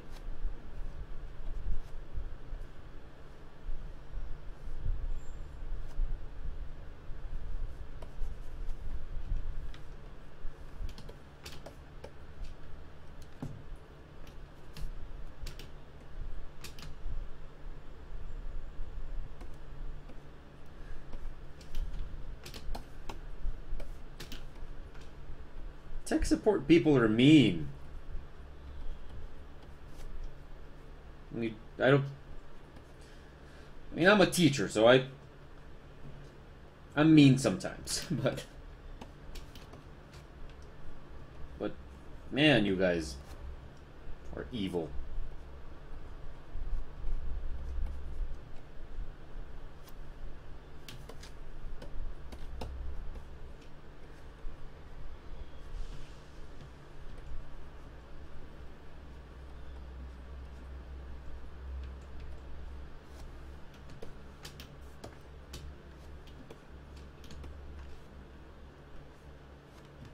This is the face I like the least.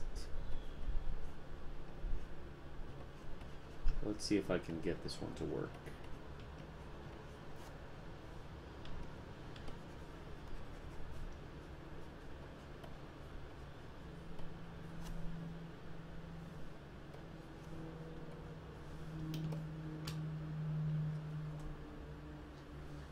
Okay, yeah, that's all right.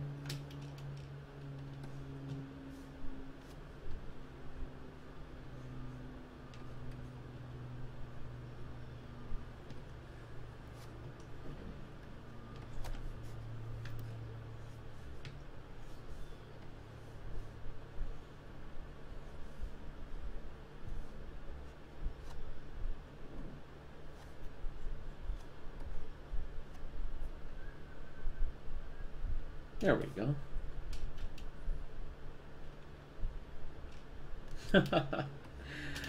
Well, hey man, I mean whatever floats your boat.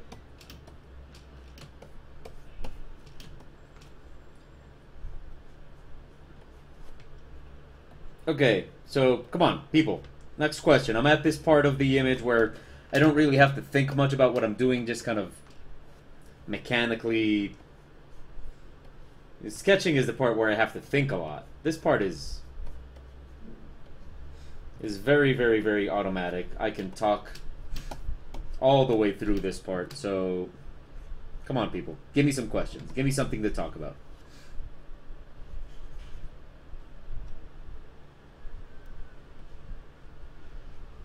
Voltus says that's why they have Nerf guns over at the tech support place. Oh yeah, I have my Nerf gun collection, and it gets me through the days.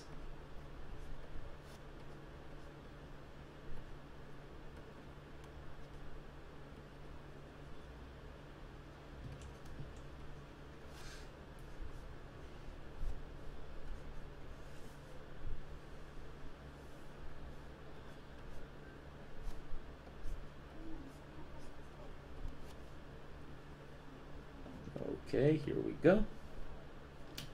So, so do we have any questions here? Give me a topic.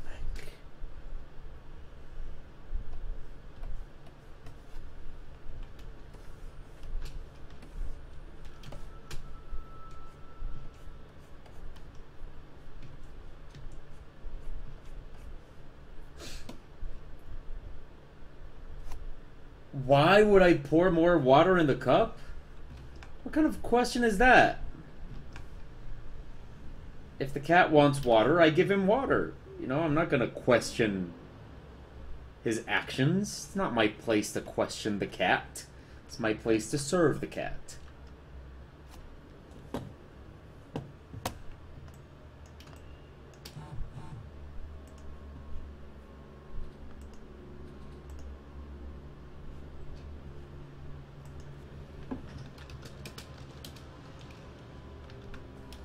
Yeah, I don't, you know, it's not my... You don't, when you have a cat, and the cat wants water, you don't ask yourself why. You enjoy the privilege of being able to provide water to the cat. Okay, I do see a question in the chat room from Voltus. Do I have preferences in color? Like, for example, do I like more producing art in black and white, or something else? Yes, I actually do. I prefer desaturated colors. So it's like neither one or the other. It's I'm not very much into colorful images. I'm more into kind of very gray, low-key colors. That's what I'm like mostly into. Okay, so what I'm gonna do is I'm gonna grab this, and I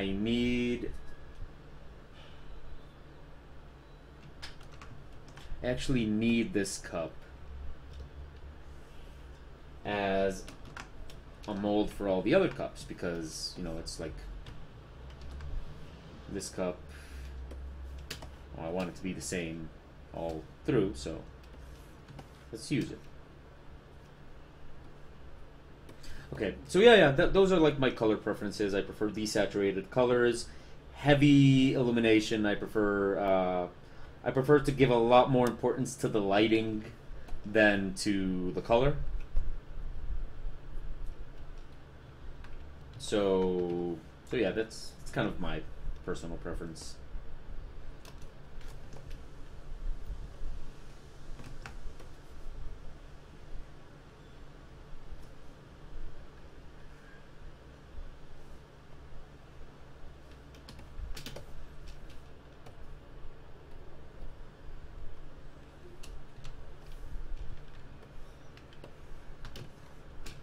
Let's see, where's the cup again?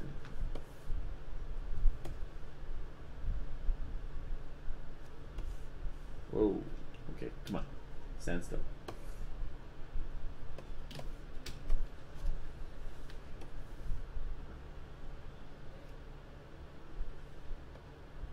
So yeah, you know, I've never really considered myself a colorful artist. I'm more of a draftsman, you know, a person that just draws. Mostly, that's my focus, drawing.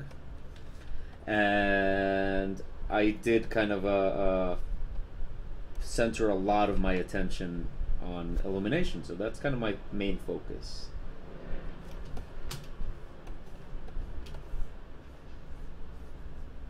Ah, here it is. Okay.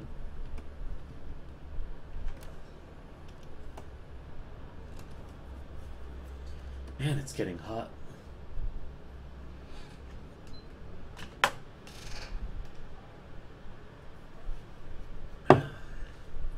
It is one sunny day here, and I was kind of hoping it would rain. I enjoy the rain.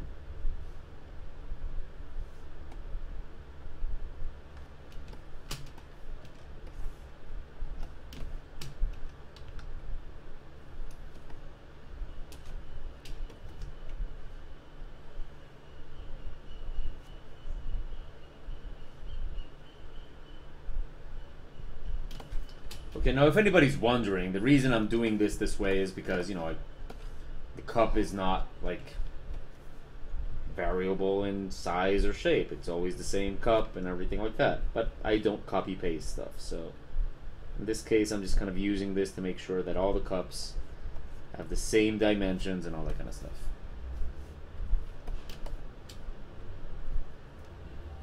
Okay, what next? We got the faces. I guess now we do the bodies. You can send me some coal.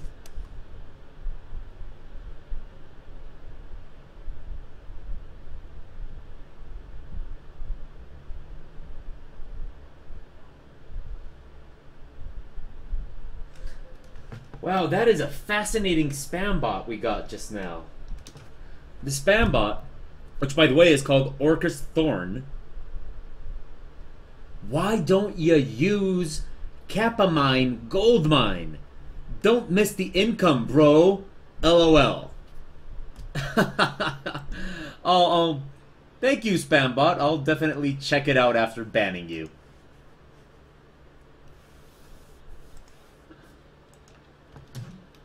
Yeah, after banning you, I'll definitely check out your gold mine.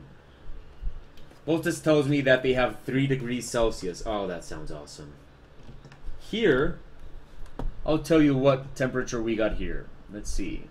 And so, I mean, I suppose it's not... Let's see, weather... Envigado, Antioquia, which is where I am.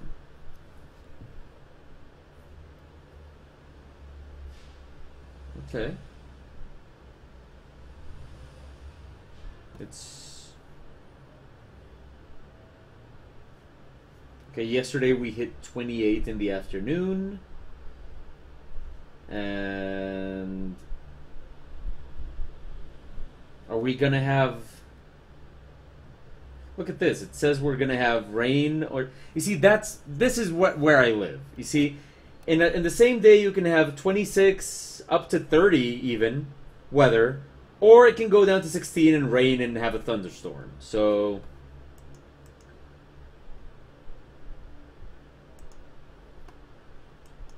let's see.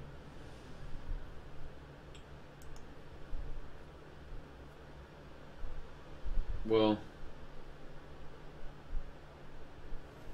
I'm kind of hoping for rain in the afternoon. I enjoy the rain, and working in the rain is, I mean, not outside in the rain, but working while it's raining outside is just way more fun.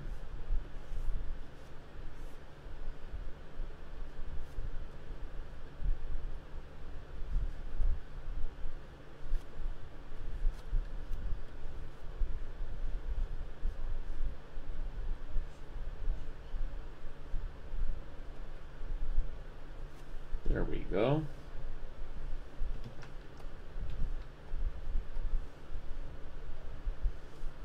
Okay, Raijin has a huge tail.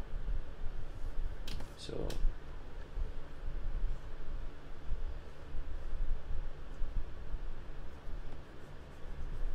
okay, let's see in the chat room what else we have. Okay, next question.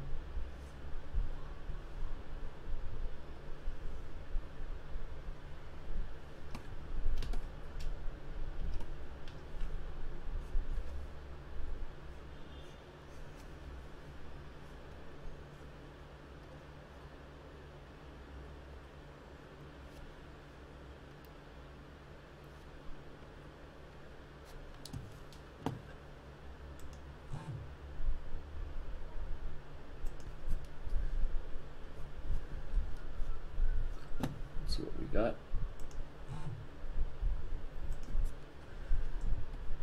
Okay, well, you guys aren't asking questions, but I did get a question through other means. Like, I know some people watch and just don't participate in the chat room. So, by the way, if anybody watching here has a question to ask, but doesn't really want to get into Twitch, you can always ask me through Facebook. Even send me an email or or any of that. It's 2015. If you send me an email, it'll just show up on my cell phone and I'll receive it. So yeah, you know, anybody with questions that want, you know, they want answered, you can just send me, you can tweet at me, you can send me an email, send me a message through Facebook, any way you want. It's all good and it all works.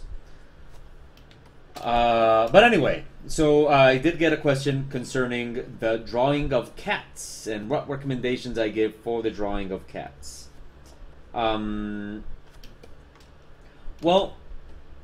cats are very tricky animals to draw because I mean, if you want to draw them in a way that it kind of gives the cat vibe, because you can always just kind of cartoon the fuck out of it and just make the cat look like whatever you want. But if you want the cat to feel like a cat, then my recommendation, and keeping in mind that I'm not exactly the best cat artist in the world, because I do kind of cartoon the fuck out of my cats, especially on the paws. Like, you can see that I do this whole thing with the paws where I don't really draw the paws as such. I just kind of make them into little nubs. But anyway, so my recommendation for drawing cats would be you have to loosen up a lot. Cats are very, very, very agile, very sinewy, dynamic creatures, and they're not like stiff at all. So you really need to loosen up your lines in order to draw a nice looking cat. So it may seem like a weird recommendation, but if you're going to draw cats, my first recommendation would be to kind of warm up.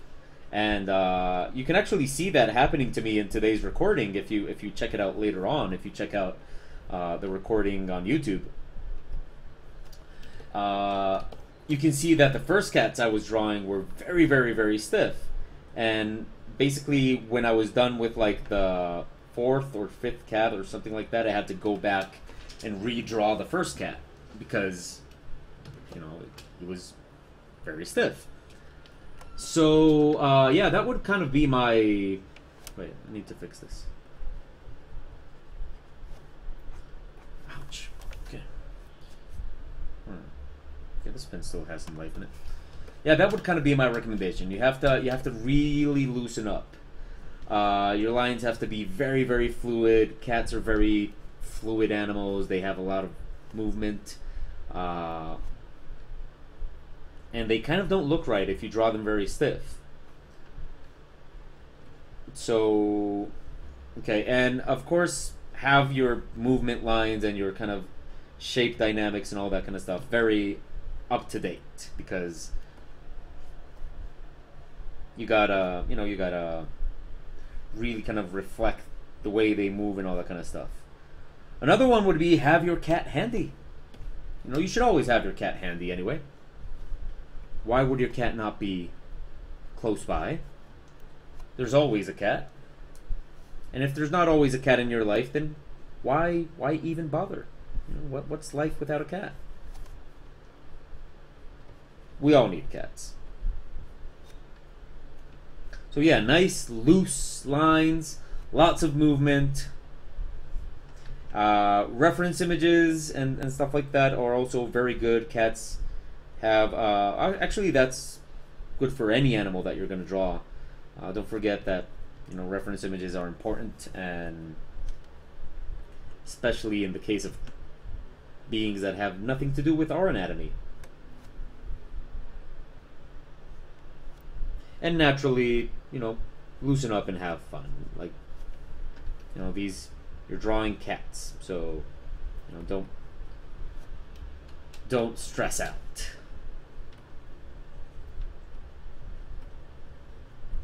And also give them attitude. I mean, cats have attitude.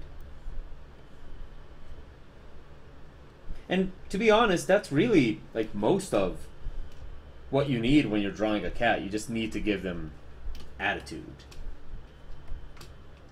Okay, let's see, in the chat room we have connection is bad right now. I see like 5 seconds and then it hangs for 30. Oh, I'm sorry to hear that. I hope it's not on my end. I don't have anything open or anything. Yeah, I don't have, like, I'm not downloading anything or anything like that.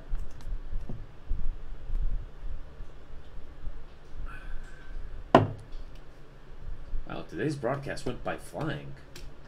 I'm not really worried if I don't manage to finish this today, and I don't think I'm gonna. Mostly because it's not for today, it's for tomorrow. So, you know, as long as I got the drawing finished, the rest is just kind of...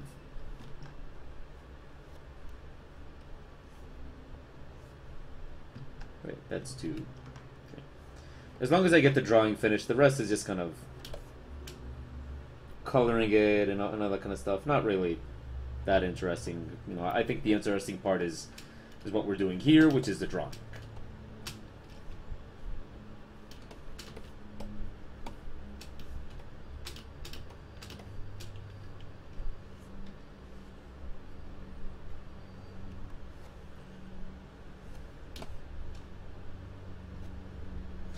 Oh, there is actually a very technical recommendation for the drawing of cats. If you're not trying to draw an anthropomorphized cat, of course. Because if you're trying to draw an anthropomorphized cat, then the situation is completely different. You're trying to give a cat a human body, and, you know, you're on your own, kid. But, on the other hand, if you're just trying to draw a cat that looks like a cat, people sometimes forget that cats don't have shoulders. So, remember that. You know, cats don't have shoulders. They,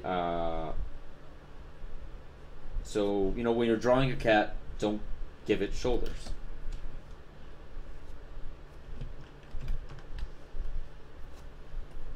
I know that sounds like a very weird recommendation. Like, what? But yeah, it's true. You know, when you're drawing people, the shoulders are very, very important. But when you're drawing cats, they don't have any. Which is essential to the anatomy of the cat.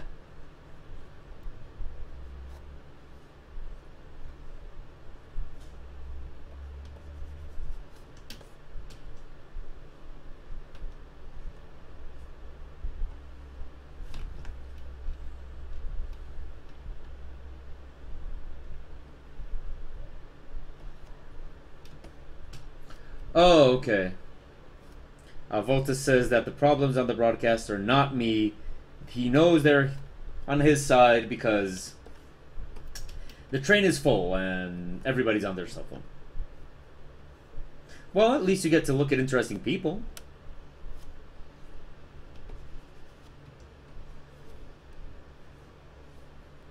You know, I don't like people, but, you know, when I have to ride on the train, which is always full, I, you know, just kind of look at people.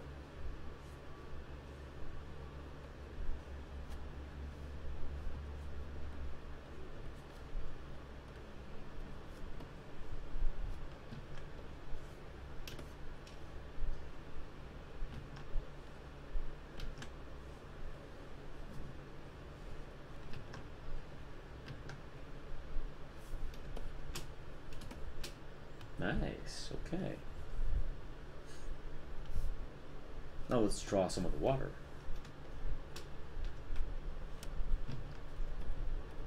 Oh, great.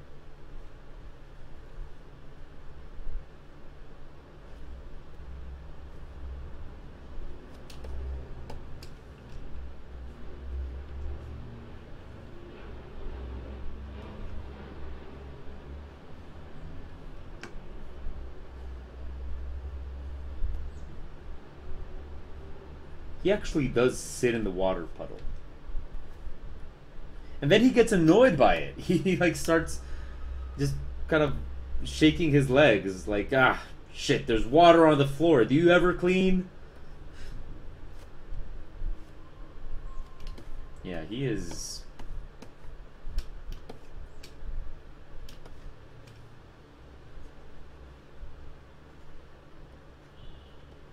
Cats. Gotta love them.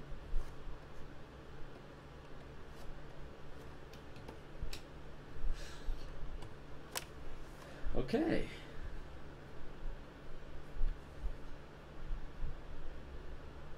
I like it.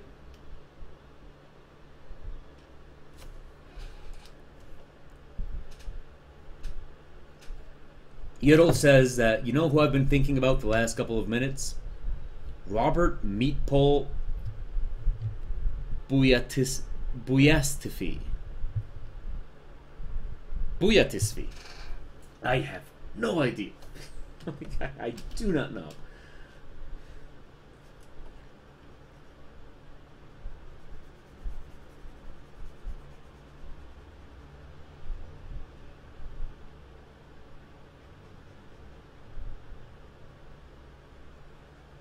I'm waiting to see what that is, because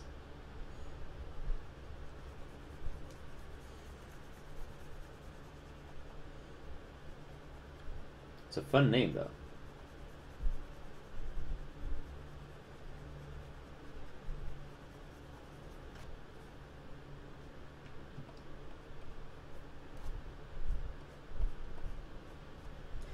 Oh.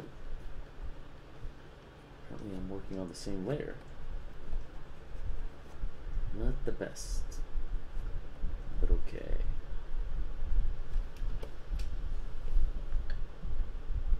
Oh, 3 to 4-year-old reference to a comic I like to read. Is it a comic that maybe we know about?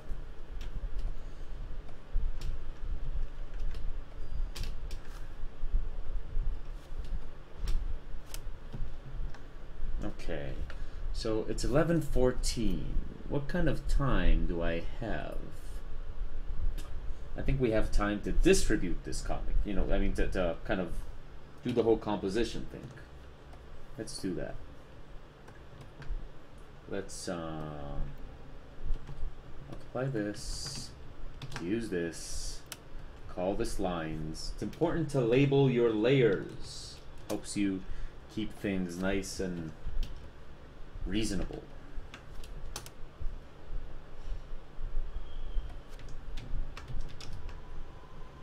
Okay. And let's see, we have... Okay, wow, this comic is huge. Like, this is the size I normally make the comic, and I made it real big. Cool. I'll just give this very large version of the comic to the Patreons.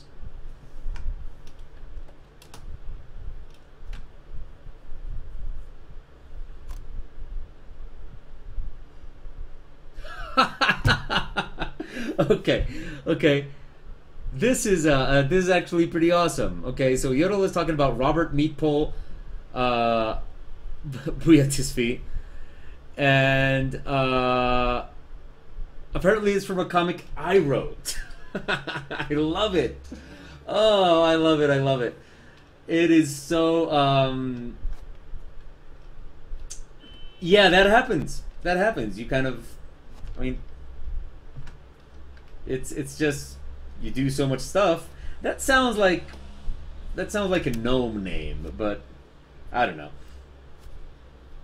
But yeah, you know, that happens. You sometimes forget about comics that you wrote. I love it. Oh man. Thank you.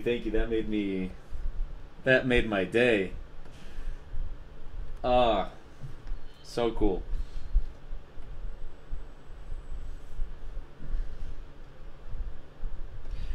Oh man.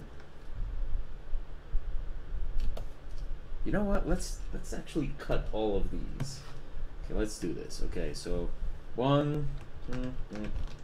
Okay, this is gonna be a long, no, actually not long, but what I'm doing is I'm cutting each and every single one of these cats. Come on, Photoshop. Oh, what happened here? Okay, something that shouldn't have happened. It's commissioned from 2012-01-011. Yeah, that was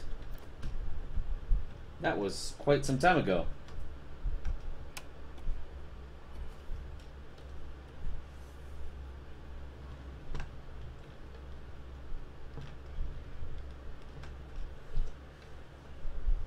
Okay, so the reason I'm doing this is because it's going to be a lot easier later to kind of compose this image and put everything, like, make sure that everything is in its proper place when I do the panels and stuff.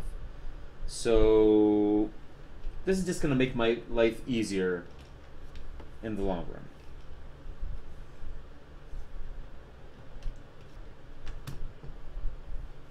Wait, which one is this? Okay.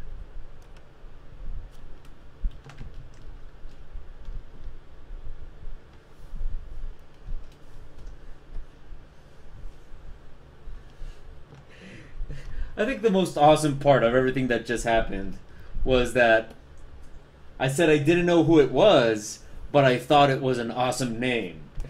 That's the best part. That is the best part. That, you know, I don't know who that is, but I think it's an awesome name. Yeah, that is the part that makes it for me. Okay, so now we're gonna mark these things differently. We're just gonna number each panel. That way I can know what's up, and now we can distribute this in a proper way. Okay, so let's see. We have 1. We'll just put it there. 2. Put it there. 3. Wait, actually, let's reduce the size of 1 a little bit. Move 2 a little bit more in this direction. Now he's looking at the cup. 3, we are... Wait, where's 3? Oh, that is 3. Okay, I have 3.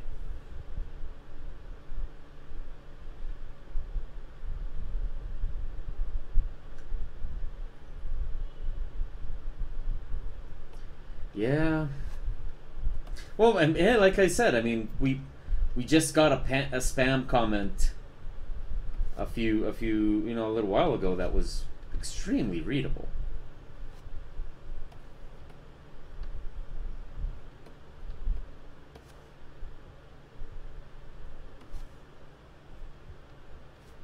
Let's move 2 and 3 a little bit in that direction. Then 4. Wait, what? Where am I? 4, 5, 6, 7. Okay. 8, 9. Nice. 9 comes in from the side. That worked perfectly. 7 we can just place here. 10 just here, and 11. Okay. Now let's make a nice little square for these things. Let's see. This would be the proper size.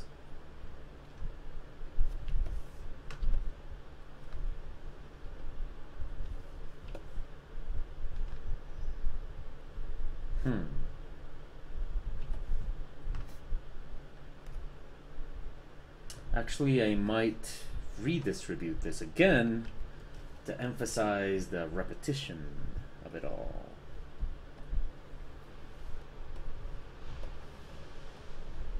Right. Okay, wait. Come on. All right.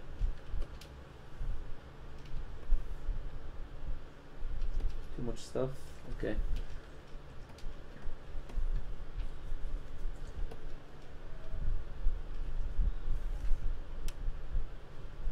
Oh, that's very, very flattering, Yodel. Thank you.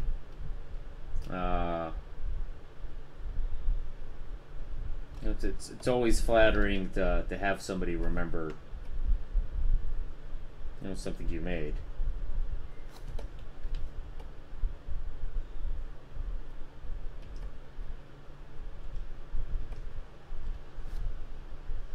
Okay, let's take these 3 and push them down a little bit. There we go. This one, we're going to give it a little bit more space too.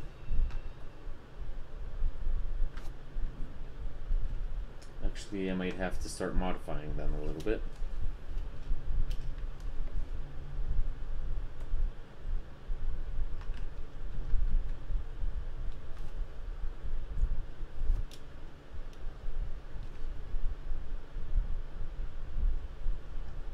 Oh man, just eliminated the one I wasn't supposed to.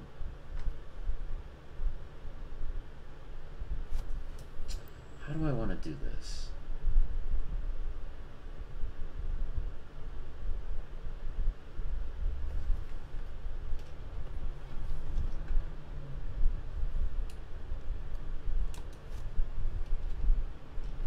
Let's remove the snap.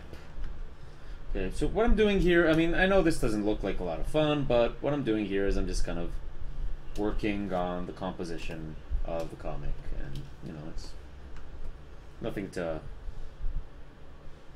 write home about, but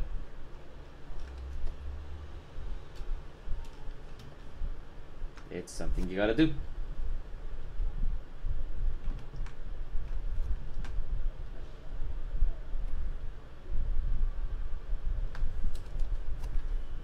So we're going to end with a little bit of an inclination to the right side. There. And we need...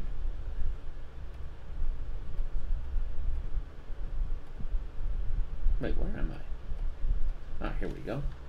We need a copy of this one here.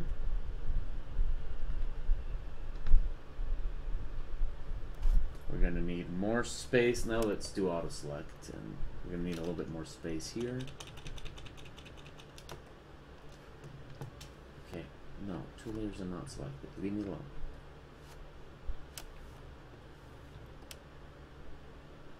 Oh, okay.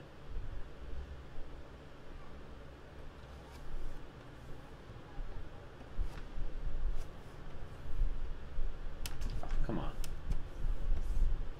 There we go.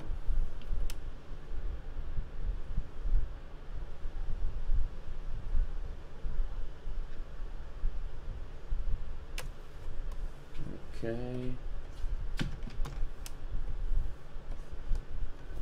Hey, Pixie. What's up?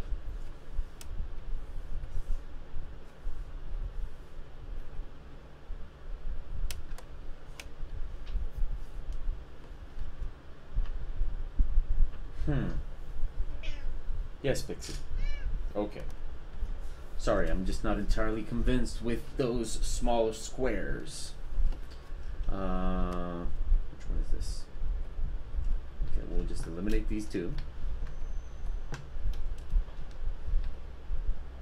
Then I'll just grab this one. What are you doing, Pixie? You better not be going to sharpen your claws on the screen. Which I know now that you're just gonna do. Like, that's probably what you're gonna do. Don't even think about it, girl.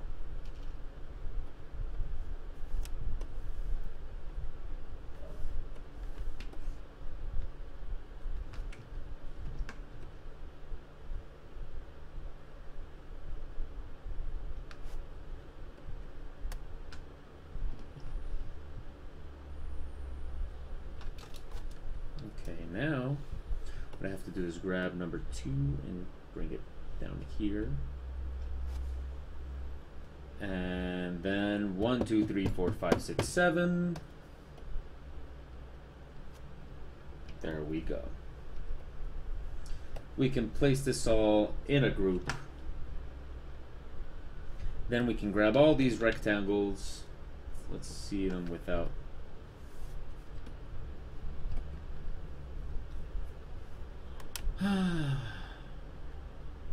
Come on, Pixie. Pixie, don't...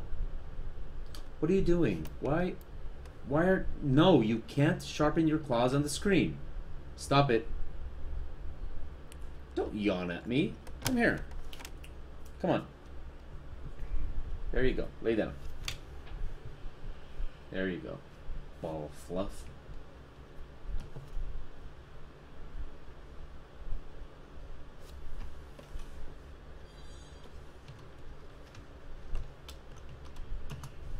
Okay.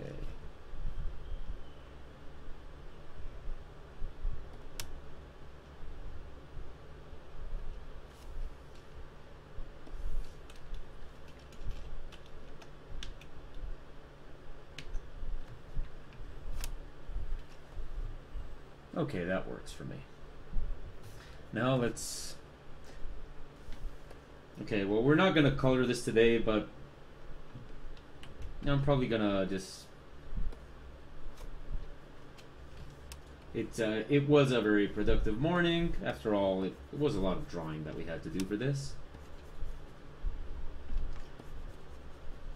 But I'm very happy with the results, so...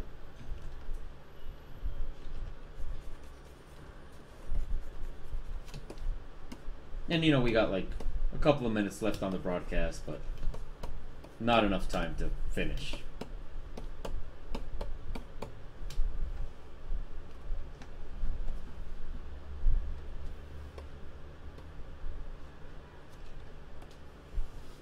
Okay, let's fuse this.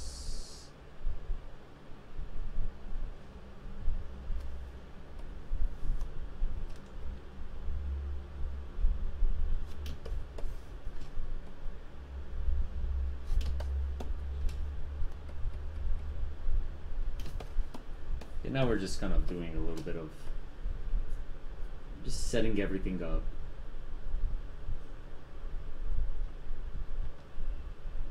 So that when we color it, it's nice and ready.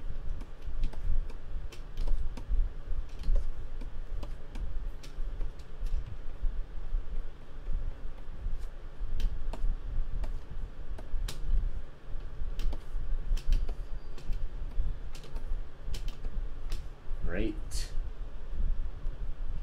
Now what we're gonna do is we're gonna grab all this, duplicate it, multiply it. There we go. And now we can kind of, let's see if this works. Well, you're taking your time. Not bad, okay. We invert, we reduce that selection, 3 pixels, reactivate all this, place that here, fill it in. Great stuff. Okay, let's see if this worked. Yeah, you know, with this exception, it worked.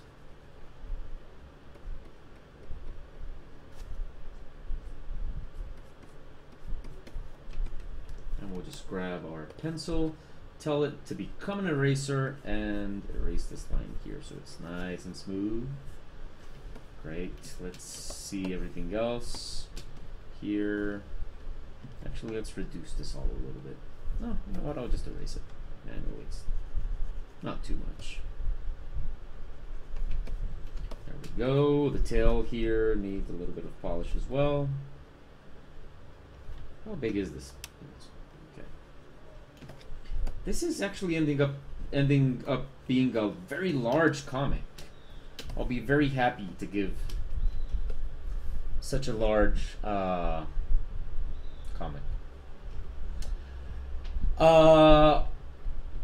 Okay, question 1, for if I've been saving regularly, yes, on Photoshop saving is so simple. You know, you kind of automate it to your hand, and Photoshop lets you continue working while you save. For continuity's sake, shouldn't the bottom panel still have a puddle? I don't know. I mean, they could.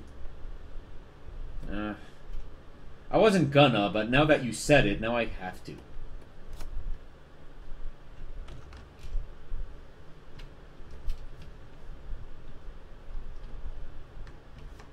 And now I have to add a puddle.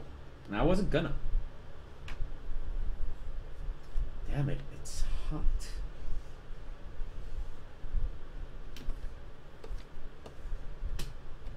It's because normally when I serve the new cup of water, I mop the floor.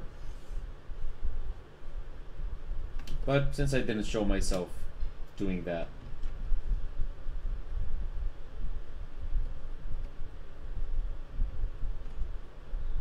guess I might as well.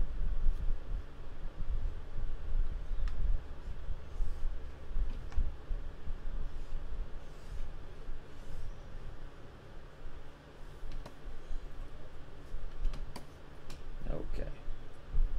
There you go. Just put that in here. Okay, and following our process. There we go. Now we can, oh, this is gonna be hell. Okay, let's see which ones we can't, no, okay. Oh, this is not gonna be fun. Basically, okay, wait. Let's see, how are we on time? Okay, we got like 6 minutes, and what I'm gonna do is I'm just gonna kind of work on separating this cat from the background, and that'll be it for today. So I'm gonna do it in this layer that is not the final layer, so that's gonna work out nicely. Great. So what I'm doing here is I'm kind of closing in all the shapes so I can separate them from the background very easily. But of course this is not the final line. The line is beneath. This is like a layer that I duplicated. And So I do this because these lines, I don't like the way these lines would look. They would kind of close everything and take away a lot of the shape dynamic that I'm using in this image. But it is going to help me separate everything very quickly. So we'll just do that for a little bit, kind of looking where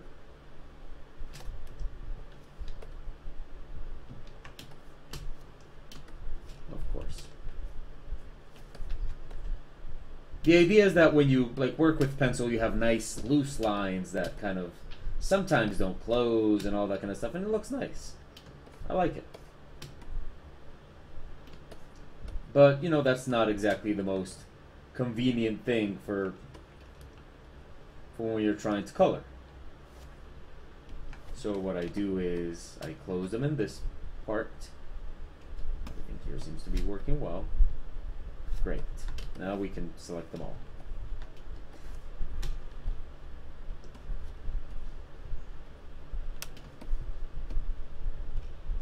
Okay, Voltus, see you tomorrow.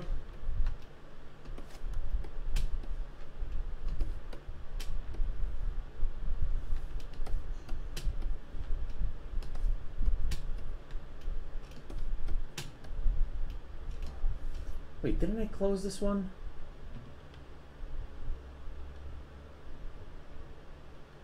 Okay, I'll just do you later. Damn it.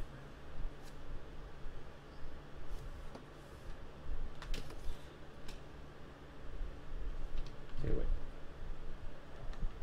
Where are you open? Ah, of course.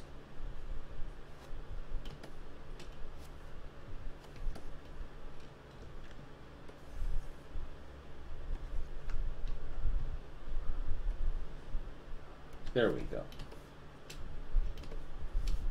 I think we have it all. Modify, expand, 3 pixels. Now we cut. There we go. Damn it!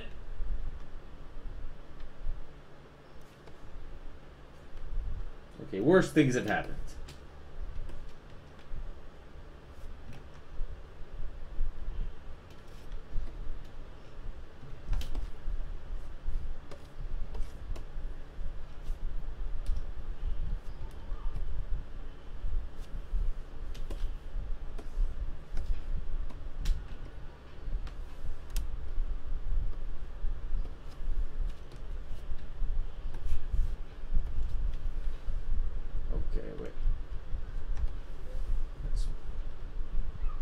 Expand this. Okay. Bam. Sorry, Pixie.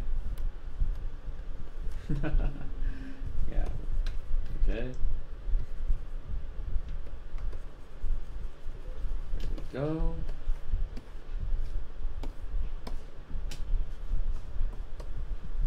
Oops. Okay, I can fix that.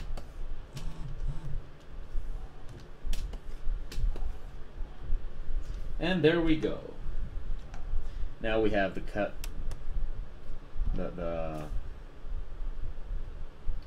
panels. Great, great, great. This is all working fine. We can fuse this, place that.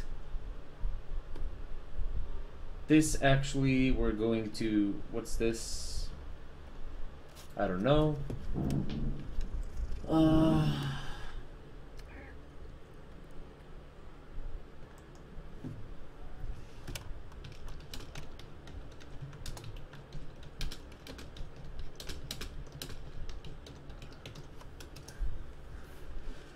Okay, well, it's 11:38, so let's see what we got. What have we here? This is nothing. Okay, so I'm just gonna grab this line. What's up, Pixie? Okay. This one we're gonna fuse. Then we're gonna fuse it with this. We're gonna fold this in, fill this in, sorry, with white. Add these lines. We're gonna keep that as a backup. Assign that here. We have our panels. And Now we can actually just go into very quick. Great. Okay, and I see the problem. Yet no, Pixie. You cannot sharpen your claws on the screen. Stop it. I don't know why she's got that new thing where she sharpens her claws on the screen. It's weird.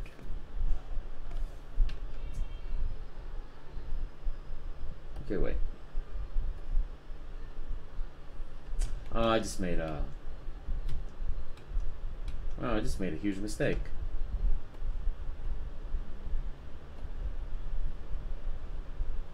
Okay, wait.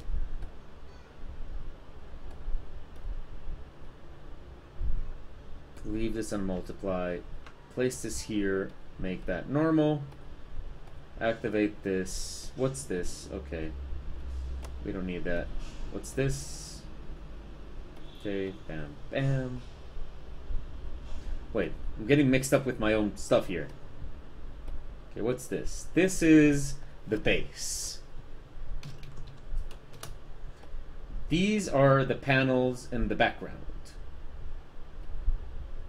And these are the panels in the front. And these are the lines. Now we need another copy of the lines. We'll place that here, link that to this, keep this here, color the base. These are the panels. The base we can color like, come on, Pixie. No, this is the base we want to color. And Raijin we can color also, give him a base color for now, and we'll be coloring him at another moment. And that is actually a comic ready for coloring. Very, very big in size. Like, this is the size I normally draw a comic. And look at this. Well,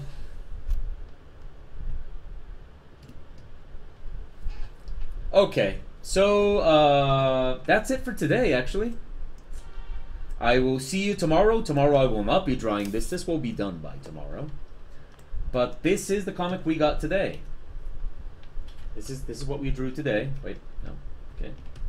A comic with Raijin the cat. And thank you everybody for watching. I hope it was fun for you. I had a lot of fun. I love drawing these kind of things, with expressive characters and sketchy lines and all that kind of stuff. My favorite part was the first hour when I was just sketching. Let's finish the tea. So yeah, that was my favorite part. I hope you enjoyed it as much as I did. This has been the Ministry of Abnormality Twitch broadcast. I am your host, O Abnormal, and I will be here tomorrow again at 9 a.m. until 11:40 -5 Greenwich Meridian time. I will also be here tomorrow evening. I'm not sure what time exactly in the evening, but I will be here playing Mirror's Blunt Edge. My first attempt at a Let's Play, basically doing improv comments over a play of Mirror's Edge. It's going to be called Mirror's Blunt Edge. So be sure to check it out so you can see the very first time I made a fool of myself playing games in public. And that's pretty much it for today. Again, thank you everybody. You can subscribe to the Twitch. This video will also be uploaded to YouTube, so all these Twitch videos are uploaded to YouTube, which again makes no sense to tell you right now, because if you didn't see this right now, you probably are already watching it on YouTube. But if you are seeing us on Twitch, you can check this out later on YouTube. Thanks again, everybody. You guys have a great day. I'll see you all tomorrow. Now let's do the thing. The thing is going to be Pixie's paw. See? Whoa, okay. Pixie's paw. And I know that's when the broadcast ends. Now we wait.